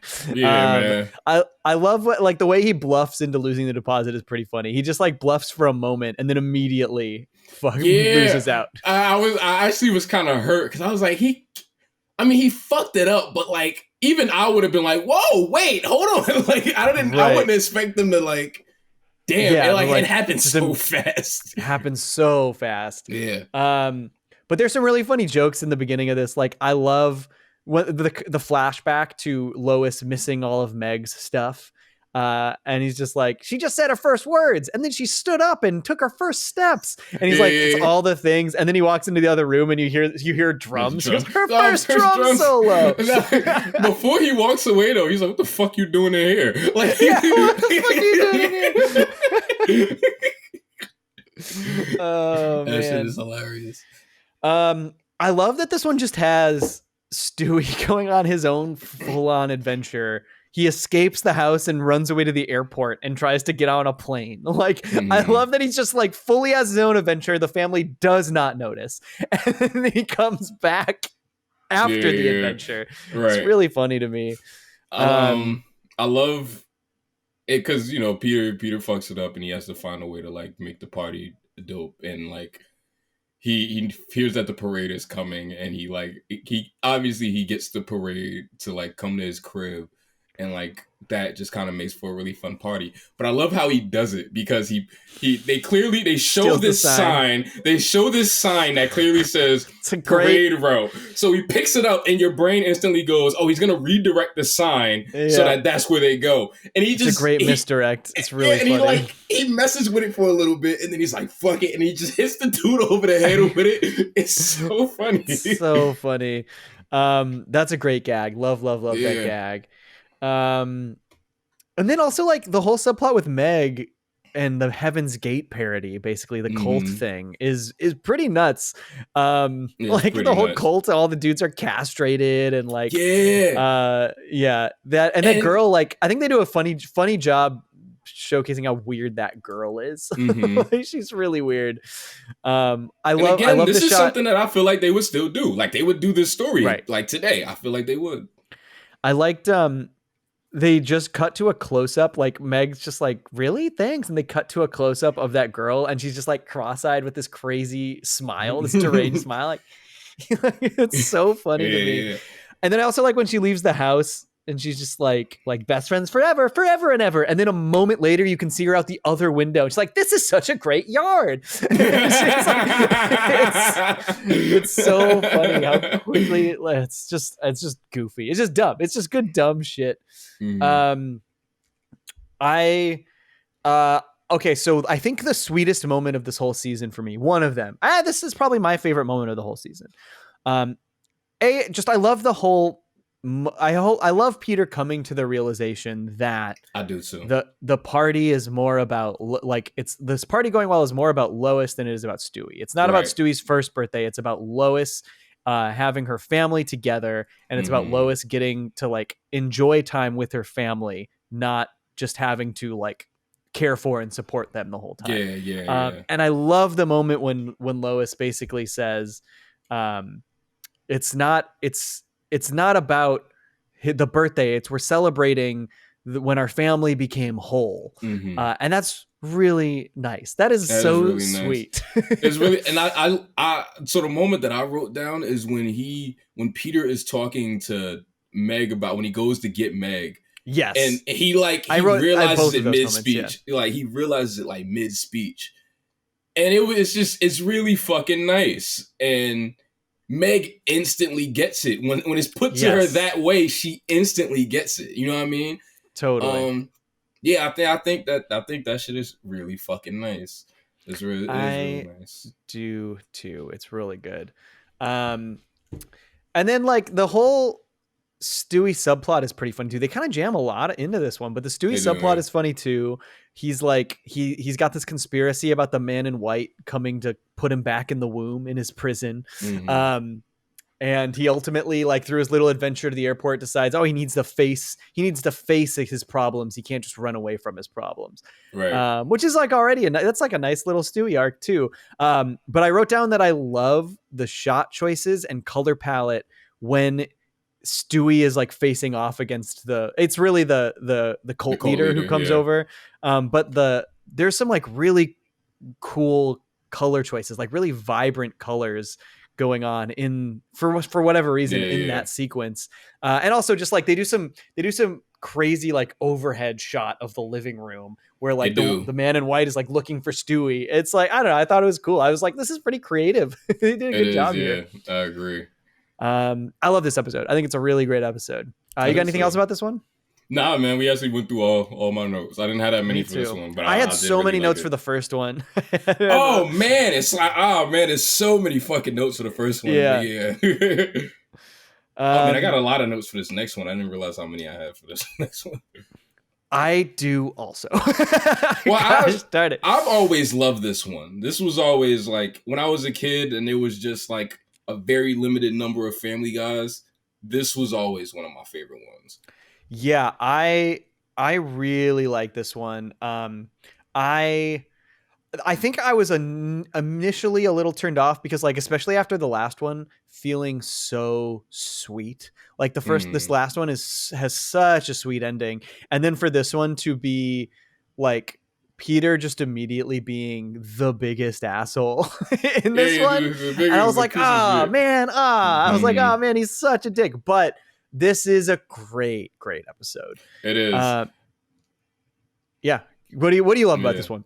So my first note is the guy, even though I think Joe is literally the next episode, but seeing the guys without Joe is really fucking bizarre. I'm used to seeing them without Cleveland, but seeing them without Joe is really bizarre. Yeah, and this is really the first appearance of the guys. Like Cleveland he's in a shot in the pilot with a different voice, and he looks a little different. Quagmire's in the pilot too. But I think this is the first appearance of real Cleveland. Like this is the first Mike Henry performance as Cleveland. I think this is it. So I didn't even think about that though, because like I didn't really think about it until we got to the Joe episode. I was like, oh yeah, Joe. Like Joe's like, like Joe hasn't. He just kind of slipped my mind. Yeah. I kind of got a lot of shit to say about Joe when we get there. Cool. But my next note is in all caps. Oh right, this is the one where Peter punches that pregnant woman. The pregnant woman, yeah. I always forget that's how the story starts. I remembered it. I remembered it as soon as it was happening. I was like, oh yeah, that's a pregnant woman, isn't it? Like, oh no. I wrote down Peter in the first 3 episodes is inconsiderate, but in this one he's just like straight up neglectful. When Lois has to beg him to agree to do one thing, and then he goes, I spoil ya. Yeah. Oh my god, dude, this is the fucking worst. Branching from that joke, when he fucking it's so funny when he goes downstairs to look in the basement, and then the spider comes down. He's like, oh, you never know what you're gonna see down here. And that fucking dog just comes down like it's like a spider, and it like barks and it freaks him out. It's so funny. That's great. It's a great gag. They have a huge basement. They do. It's a giant basement. It's so big that they barely go to now. Right. That's so funny. It doesn't look like a basement. It looks like a full-on warehouse. It's giant. I wrote down the Tim Allen joke is crazy when they just have him like snort transition because that's so nuts. Oh my god, there's a sequence in this episode I love. Granted, it like is to reveal Peter being more neglectful, but it's the montage of Lois prepping their date. Dude, that's my next fucking note. The piano Family Guy theme, just like the best. It's so good. I loved it. I love it so much. It's so great. I'm glad we both love that. That's literally my next note. It's so fucking good. It sounds great. It sounds so great. It's so good. It's just like, I don't know. I feel like this show can be so chaotic and it can cut to so many things, and like just to have this like little slower sequence set to some nice piano of the Family Guy theme, just like really slow, patient sequence, like little montage, and it's just like nice. It's just a nice little break. Loved it a lot. Likewise. Alex Borstein is fucking phenomenal singing as Lois.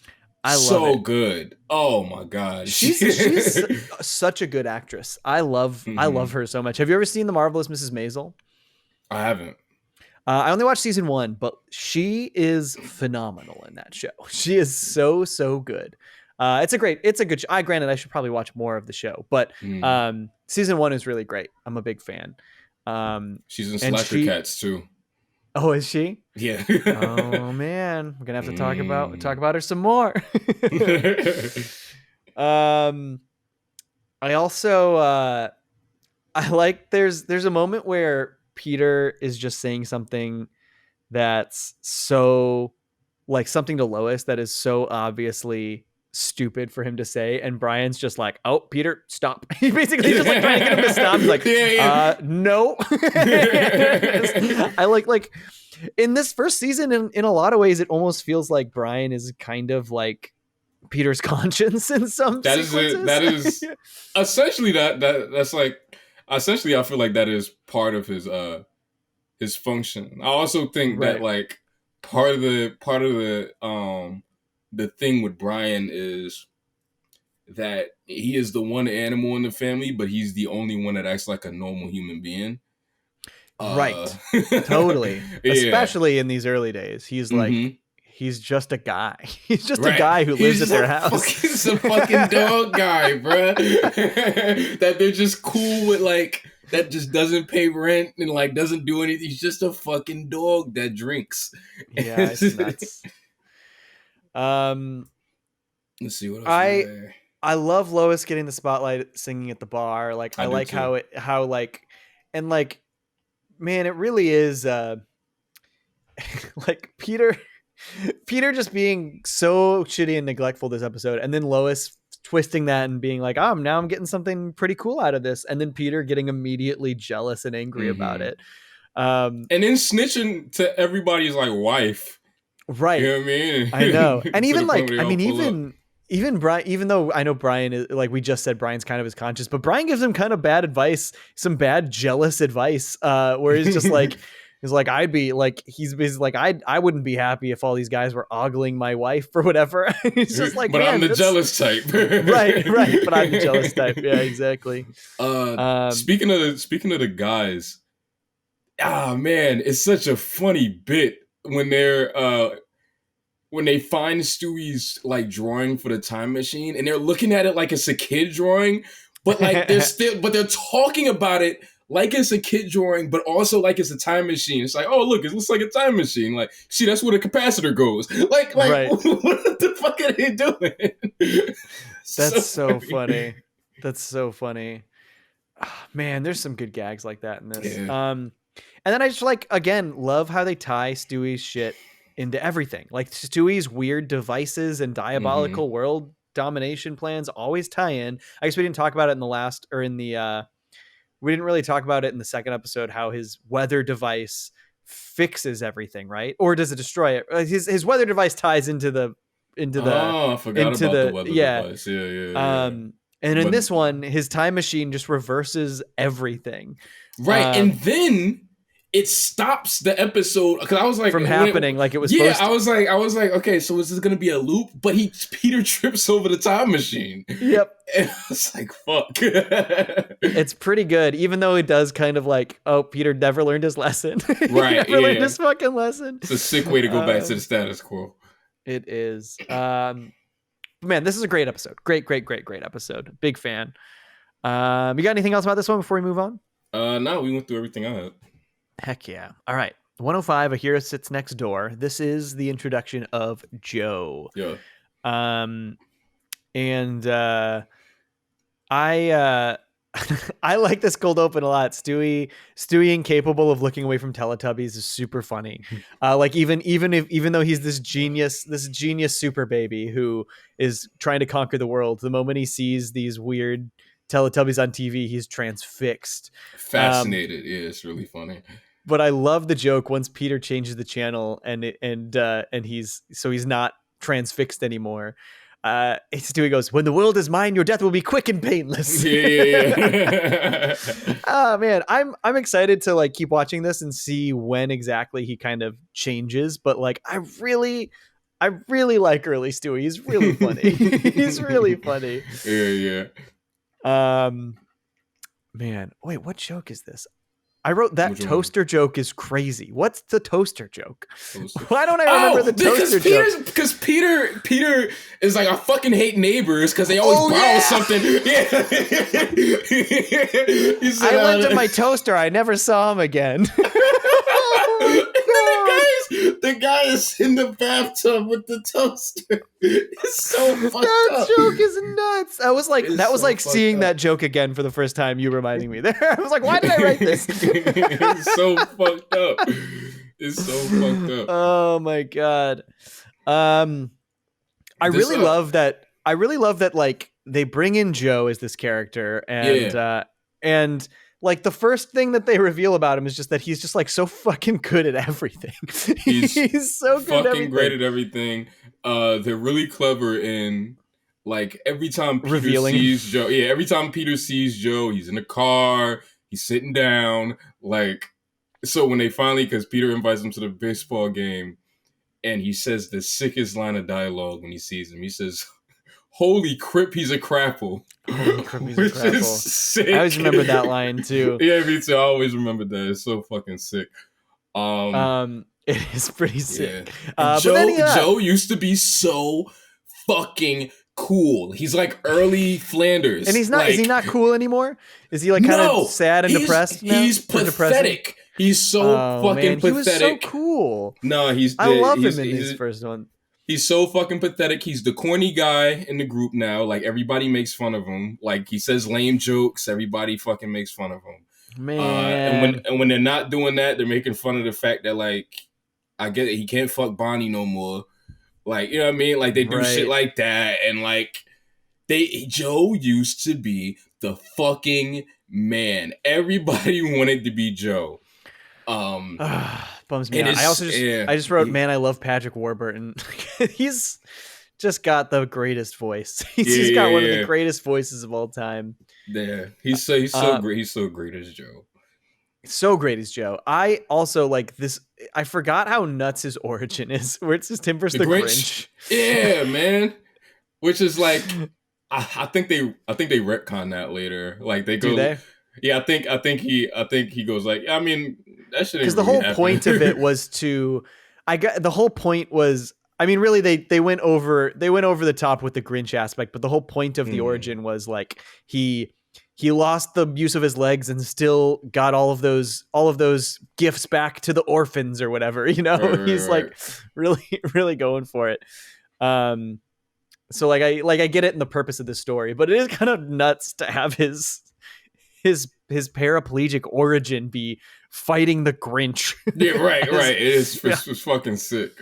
Let's see. Oh, okay. So speaking of Joe, there is that part where Brian, where Peter is listening to the police scanner because he wants to like find a way to one up Joe or whatever. Right. And Brian walks in and he hears the police scanner. And he's like, "Is it Mia's rap music getting lazier?" I thought that was funny. I completely forgot about that. That's so funny. Oh, and when Peter realizes that he has to find somebody else to like play on a baseball team, and he talks about that new guy that Mr. Weed hired, and he's talking about how strong he is, and he's telling Brian about it. He said, "I walked in the locker room and I swear he was bench pressing Mr. Weed," which also goes to like when I told you I forgot Mr. Weed was gay. Yeah. And there was also a funny joke. I can't remember exactly what he says, but when he gets hurt, Mr. Weed knows a lot about his like medical history. Like, it's very, very heavily implied that they're together. Yeah. He's like, he's allergic to penicillin and something else unrelated or something like that. Okay, one of my favorite jokes in this episode is such a good little gag. When Meg is trying to get, I can't remember his name, whatever Joe's son's name is. Kevin. Kevin. She's trying to get Kevin's attention and like flirt with him. And she's like trying to get his attention and he's not giving her anything in response. But it's all while they're doing like the police standoff, the hostage situation in the bank. And one of the police gunmen goes, try talking about him. Yeah, giving her advice while funny. he's in the middle of an active hostage situation. Funny. I love that gag so much. It's so funny. This they do this sick ass Justice League cutaway where like Wonder Woman has to take her top off, and like all like Peter and all the Justice League are like watching, and like Robin isn't on screen, but Peter's like, Robin, what you looking at me for? Look at her. That's funny. Oh man, I hope we get Robin in the next Batman movie. Give us Robin. Me too, man. Give us a Robin. Okay. What else you got about this one? I think my last note is about early on in the episode where Peter tries to pitch that Facts of Life doll that like transforms. Mm-hmm. Now it's a stupid concept, but I was just taken aback by. I was like, did Peter make that? Like, he's really fucking talented if he did. You know what I mean? Where did you get that, Peter? Yeah. Because he's pitching it. So I feel like he like had to put it together. Yeah, there's definitely some real specific creativity has to go into that thing. Yeah. This is a good episode, though. I like Joe's introduction. I like Joe being cool. I'm kind of sad to hear that he's not cool anymore. He's not. Joe hasn't been cool in at least 15 years. That makes me really get rid of that super sad. early. Oh man. Joe still can have like cool moments and cool episodes. There's still episodes where like Joe, because I'm gonna be honest, man, a lot of the time they do give Joe like the real shit going on. Like there's an episode where like he neglects Bonnie and he finds out that like, and Bonnie goes on like a trip to Paris, and then like she almost cheats on him. Mm-hmm. And then that's brought up a couple years later in a completely different episode because Joe actually cheats on Bonnie.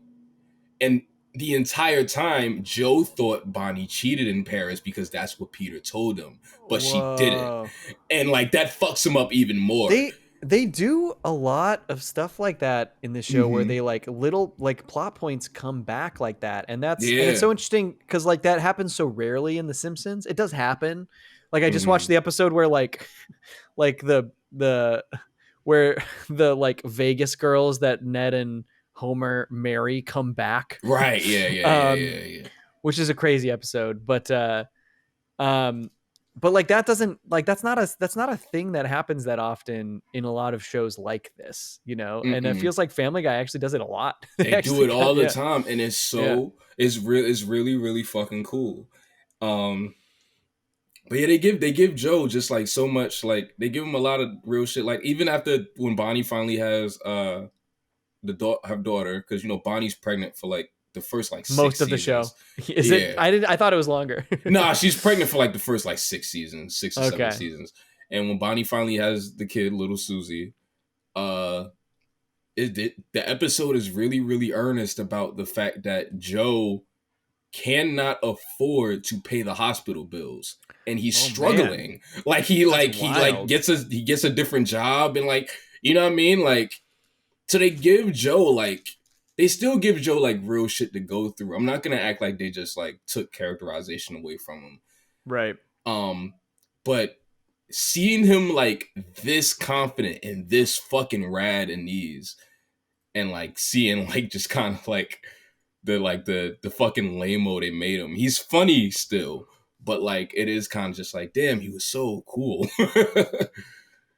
Man, that's so interesting. I'm pretty eager to watch through more of this now. Like who knows, I will eventually get to more Family Guy, but man, it's like these shows that are so long, I'm kind of just like, man, I want to get to the later stuff that I haven't seen real bad. Yeah. All right, should we move on to 106? Let's do it. All right, 106. The sun also draws. This was as you can see, these last 2 episodes they abandoned the death titles. No more death or murder in the titles. My first joke is that I love the speed racer joke when he's doing the kart racing thing, and there's just speed racers in there.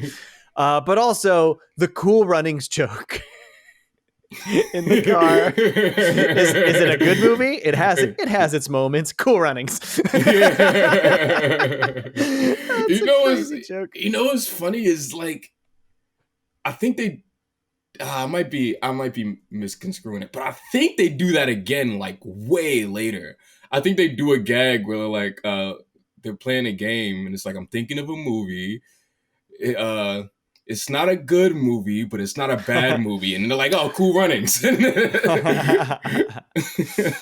which like, never mind. That's a good runner. That's Cool Runnings. That's a good runner, though. That's a good cool runner. It's a cool runner. It's a cool runner. It's a cool runner. The first joke I wrote down is when Chris is like, "Dad, what would you say if I said I didn't want to do the Boy Scouts anymore?" And Peter says, "I'd say come again," and then I laugh because I said come.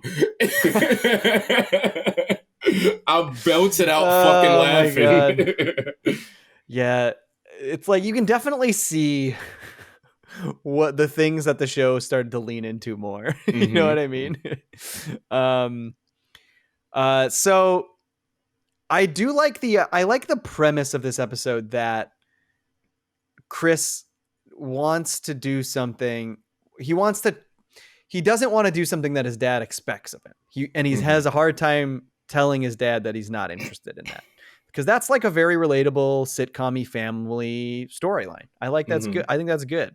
It kind of flies off the rails with the whole Native American and the Indian casino thing. The casino thing, and yeah.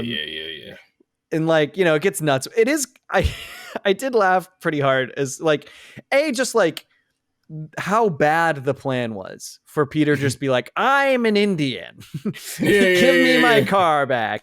But I laughed even harder when the one dude at the casino was like, oh, he's Indian. he's like, he is.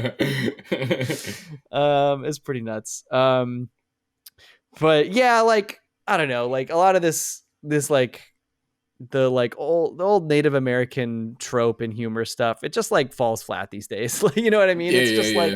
It's just like so many shows have done the same shit. Yeah. Like, oh, the family's at an Indian casino and here's all the stereotypes of it. And I'm like, well, it's all the same shit, Yeah. I wasn't a big fan of like all that stuff. I love how they get there though, because Peter has to take a shit and he just keeps seeing shit. He just keeps seeing shit that reminds him of it. But the funniest one is the one that gets him to the casino, because it just says craps. It's so fucking funny. It's pretty great. It's really great. Yeah, that's a good gag. They came up with a lot of really creative ones. Like I liked when my favorite is when he passed the furniture store and it was a stool sale and said all stools must go. That's really funny. That's really fucking clever. That's great. But yeah, this whole premise is nuts. And then the fact that they're like, okay, you can prove you're Native American by going on a vision quest. Right. Which is just more lazy stereotypes. But yeah, absolutely. But what does he see? The fawns? He sees the fawns? He sees the fawns. He sees the fucking fawns. He does. Oh man. And then he tells Lois, and he's like, "What's he like? I bet he's stuck up." Yeah, a little. But I do think that there's a pretty nice moment when Peter's just like, even though he's kind of disappointed, he tries to embrace and talk to Chris about the drawing stuff, Yeah, like that shit actually, like, it actually kind of hurt me. Like when he said, when Chris said, I want to do this, I want to draw. And then Peter says, draw? Oh man, you might as well just stick a fucking knife in my heart. That shit hurt me. Like I was like, I know, man, it's fucked up. It hurt me, but he immediately retracts it and walks it back. Yeah, and he's like, he starts looking at him. He's like, "Oh, so you drew these?" And they clean the moment up. But just that reaction alone, I was like, "Ah, fuck," I know. because that does happen. Asshole. Like that happens to like kids that want to go to art school, and like they're like, "Why?" The parents are like, "Why don't you just be a fucking? Why don't you get a real job? Why can't you just get a real job?" Yeah. Right. Yeah, it's fucked. It's fucked up. Do they ever follow up Chris drawing? Yes. Okay. Next year. I don't remember any of it. And in the next season? Yeah, and then after that, they don't fucking do anything. Okay, so one more time. Right. I don't even remember the next one that they do it. Do It's they do other I stuff with always- Chris's like aspirations after this? No. Like other than drawing? No. No. So I always forget this one exists. I always remember the other one because the other one has Chris actually becoming famous for art. Oh, why don't I remember Yeah. that? And it is kind of like an arc ender a little bit because like after Does that it change his mind about it? He's like, yeah, I don't know. it actually does. Like, you know what I mean? So like I guess I can understand why they never go back to it. The moment with Chris and Peter has two very, very fucking funny jokes. It's when Peter's saying about how like he didn't know anybody in the family had any actual talent except for that thing that Lois does. And then Chris says, "You mean play piano?" And then Peter's like, "Nah, man, I mean like yeah." and then after that moment they like hug. And then, like, the trees start singing, and then they get the lighter, and they light themselves on fire. It's so fucking funny. It's a bizarre ending. Yeah, it's nuts. It's so funny. A good ending, though. Like, I think this episode's lower on my list, but it's a good ending. Mm-hmm. And also, like, I think one of the best cutaway gags in the show's history. It's like a classic. It's kind of basic, but it's such a classic, and it's the Brian, there's a message in my alphabets. It says, ooh. Peter, those are Cheerios. It's funny. It's a good gag.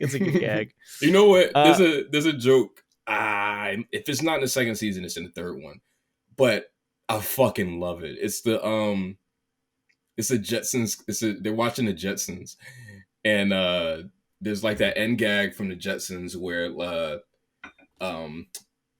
George Jetson is walking Elroy on the little dog walker thing, and then Elroy, not Elroy, Astro. Elroy is the son.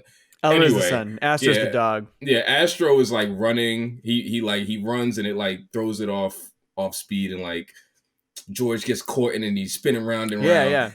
And like it is kind of like a fucked up situation if you think about it, but.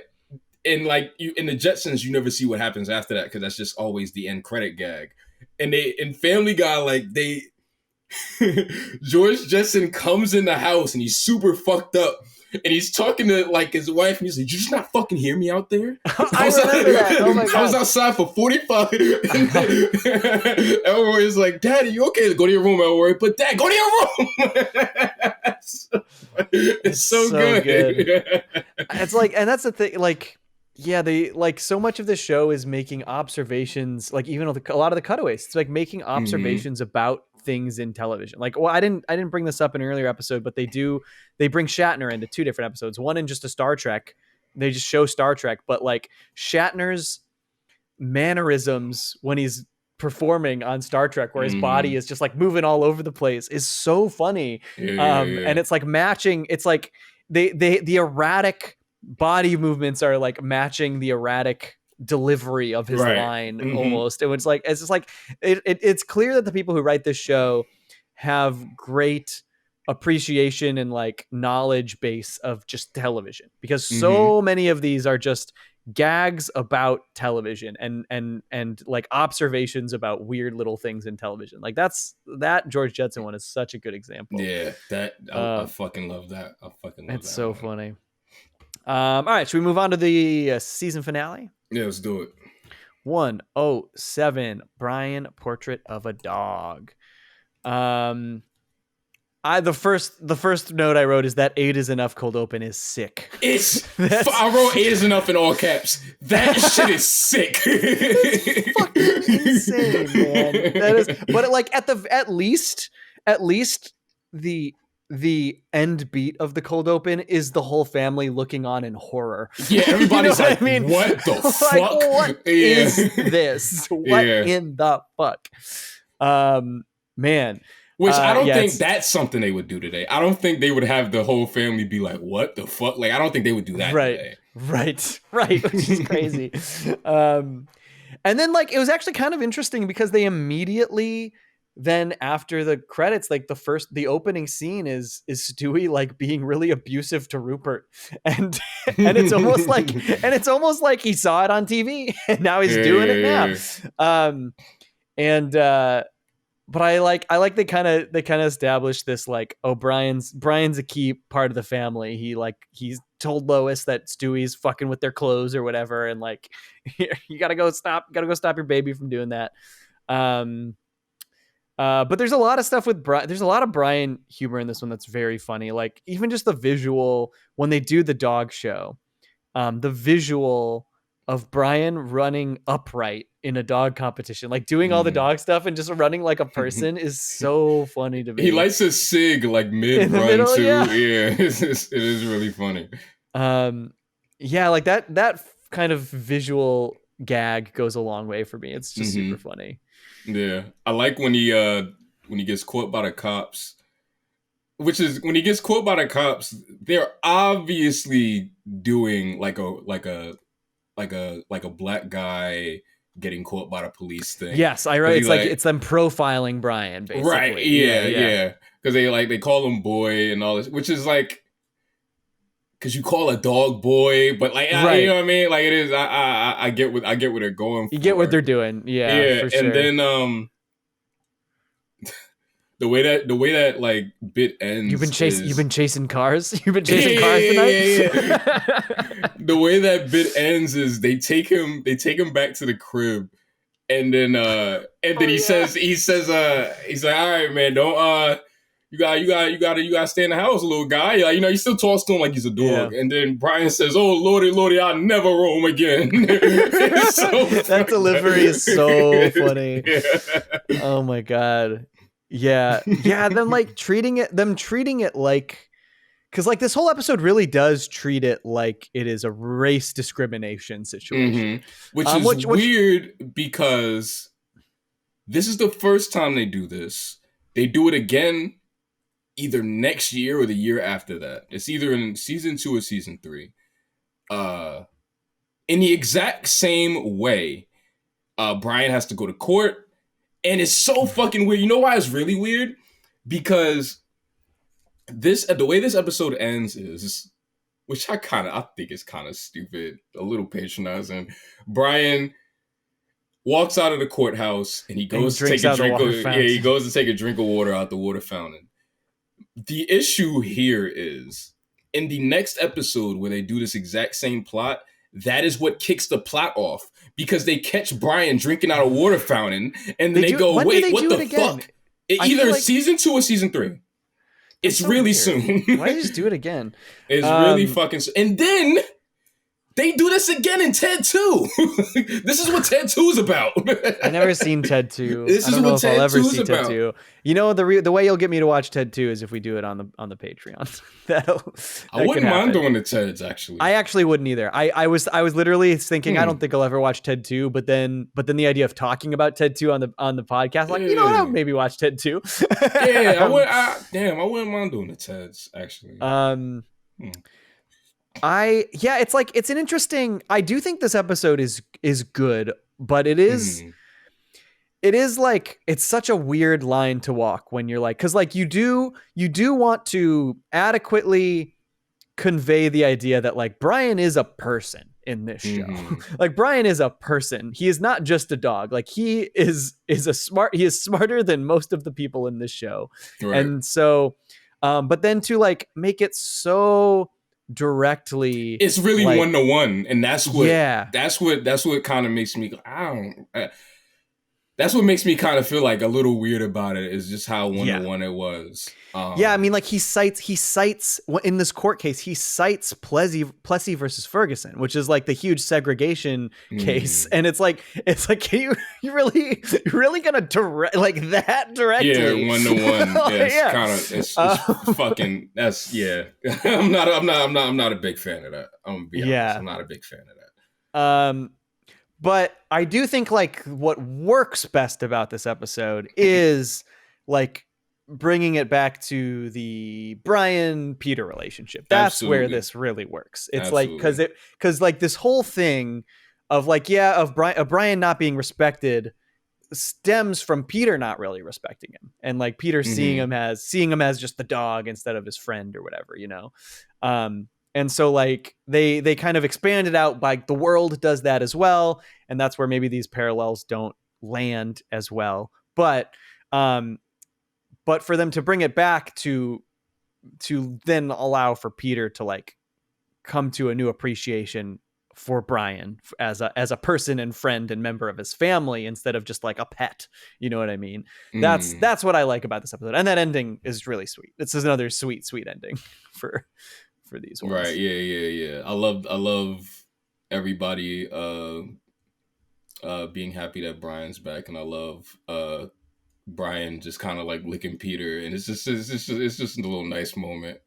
Yeah, it's a nice. It is a nice moment in the season. It's nice. And overall, like, man, I can't say I expected to love these first 7 as much as I did. Like on rewatch, it's been a long time since I've seen them, but man, I really enjoyed rewatching them.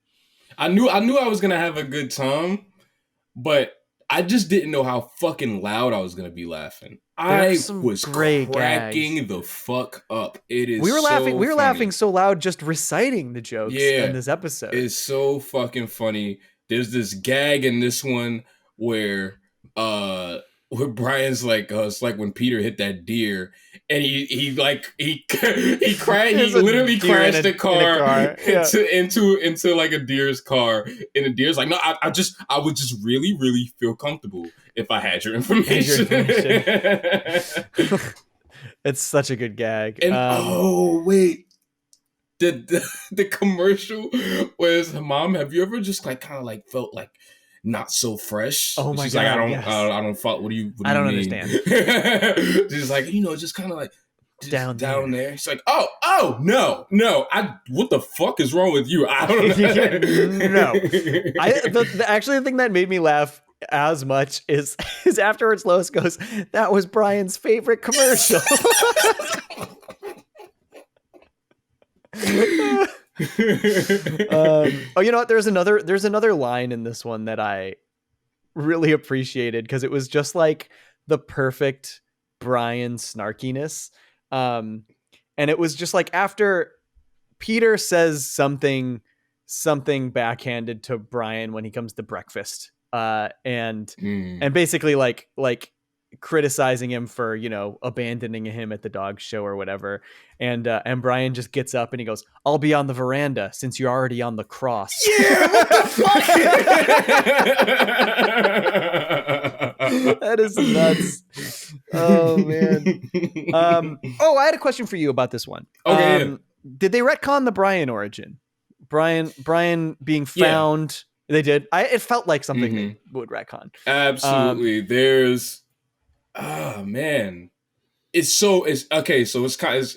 kind of weird. So at one point in the show, the Griffins have video of Brian as a puppy. So that's the first thing that happens. Yeah, and I feel like I remember seeing a photo of him, or like seeing images of him as a puppy. So I'm like, well, that doesn't make sense. And then last year, they did an episode where Brian finds out, because he goes to like the pound, and you know how like most animals kind of like have a chip to like get back to the owner. That he had another owner. Brian's original owners was a completely different family from when he was a puppy that he just didn't remember whatsoever. So like, there's Family Guy is weird because like some things. They'll hold real tight onto like a lot of things in the continuity, and then they'll just fudge other stuff. And that Brian thing is one of them. That I don't think that part of that story ever comes back. That's interesting. Yeah, I have a funny story about dogs and chips and old families. Real quick. So my cousins have this border collie, great dog named Mick. They adopted it from a shelter or a rescue or something. Border collie, awesome dog. But they got him and his name was Mick. It was just Mick. M-I-C-K is what they called him. And they're like, yeah, Mick, we love Mick. A couple of years ago, Mick got out. They couldn't find him. And so my cousin Ford went down to one of the shelters to check if he was there. And they found him and he was there. So they got him. But they scanned his chip and they go, oh, so you're here to pick up McLovin? This dog's real name was McLovin. No! and they had no idea that his official name is McLovin. They just call him Mick. Oh, no! Isn't that nuts? That is so fucking funny. It's so fucking funny. It's so one of my fucking favorite funny. stories. It feels like something that should not happen. Like that, it sounds like a story that should happen in a written into a comedy script, That not is so something fucking that happens funny. in real life. That's like if it's like my cat. My cat's name is Moesha, but I've been calling my cat Mo this entire time. So like, it'll be like if like someone's like, "Oh, I'm here to pick up Mo." Like, "Oh, you here to pick up Moesha?" And they're like, Right. What the fuck?" Like, you know what I mean? Like, I do the same thing with mine. My cat's name is Hamlet, but I call him Ham. I call him Hamlet too, but it's Ham for short because Ponyo loves ham. Man, so funny, so funny. So yeah, I love this first season. I think it's really good. I like they cover all the family. Like there's like pretty much an episode where Peter connects with every member of the family, even though one of the lowest ones gets reversed time wise. But I like that, like there's usually a sweet / touching story where Peter learns to relate to his family better.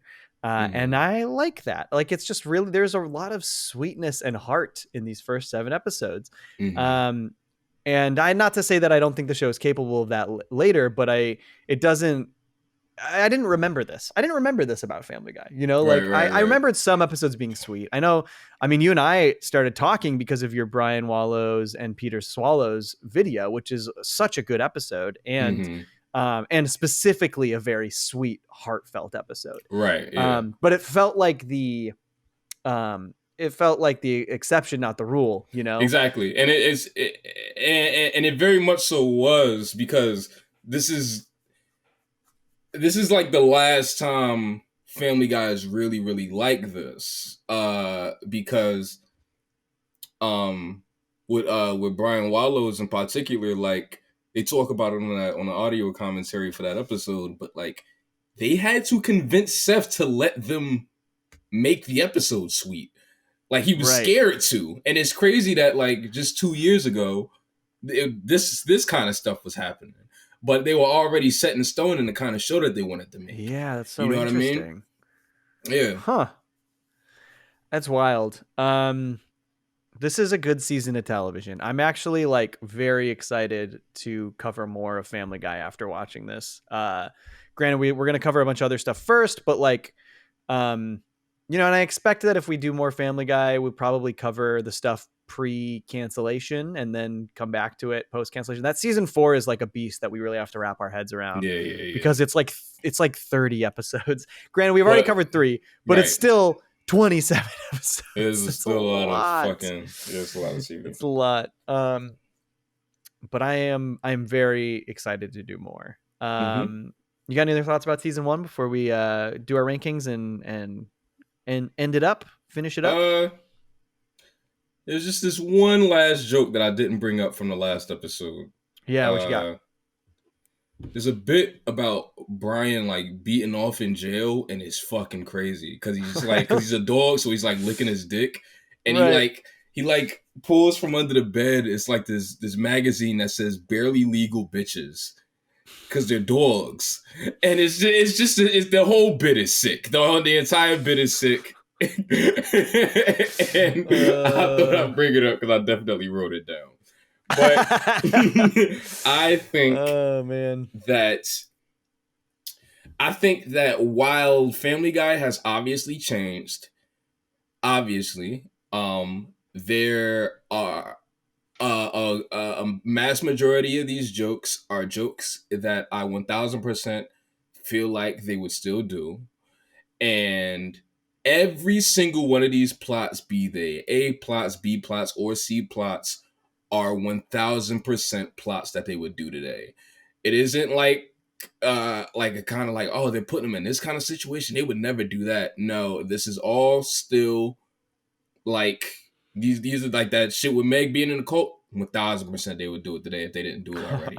Like, you know what I mean? Like, I just and watching it, like, I kind of was preparing myself to like take a lot of notes and talk about just like how the show changed and everything like that.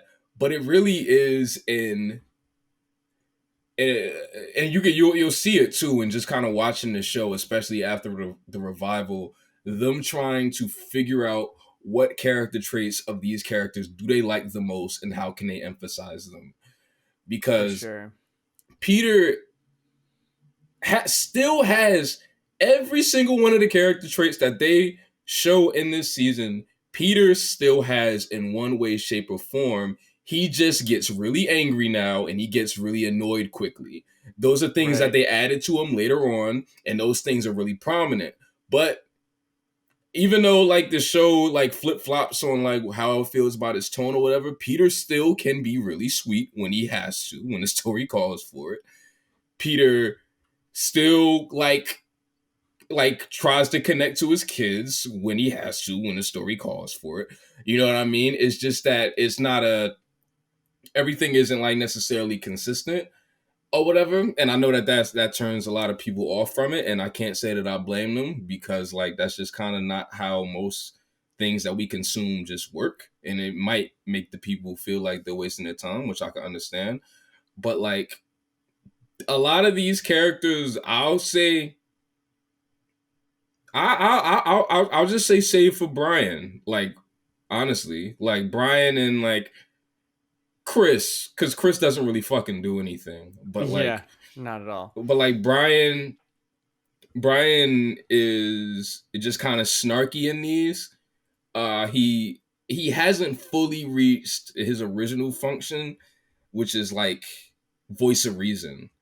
Because in the first like after this season in like the ones afterwards for a good while, he's just like no, Peter, what the fuck, like you can't do that, you can't do that, you know what I mean? Like that's who he becomes for a good portion. And so he's the only one that like doesn't really, they haven't really broken yet, but they still manage to do really really interesting things with him. Meg is still misunderstood, and like they sort of treat her as like undesirable. Like all of that stuff is still there. It's just louder now. And I think that's interesting. I think that's really interesting, because like a lot of shows you can't really say that for a lot of shows.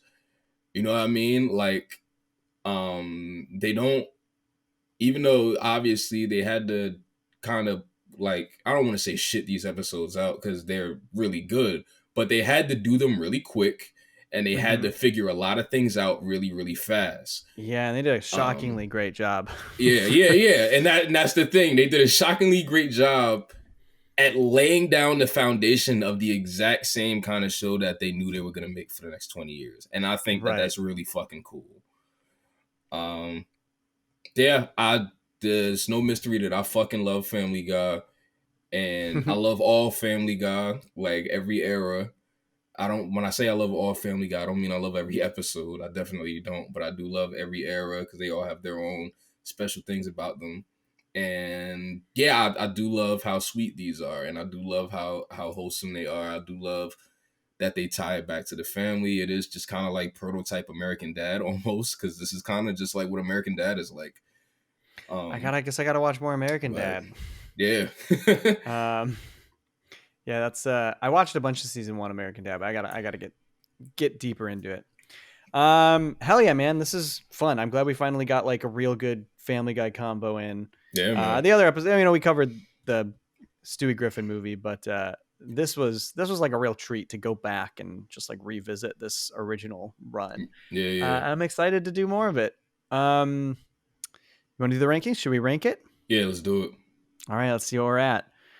All right. Number 7, The Sun Also Draws. Number 6, I Never Met the Dead Man. Number 5, Brian, Portrait of a Dog. 4, A Hero Sits Next Door. 3, Death Has a Shadow. 2, Chitty Chitty Death Bang. And 1, Mind Over Murder. Wow, it's such little episodes, so of course we're like close, but we're like really close. At one point I was like, I probably don't even have to read mine, but I do.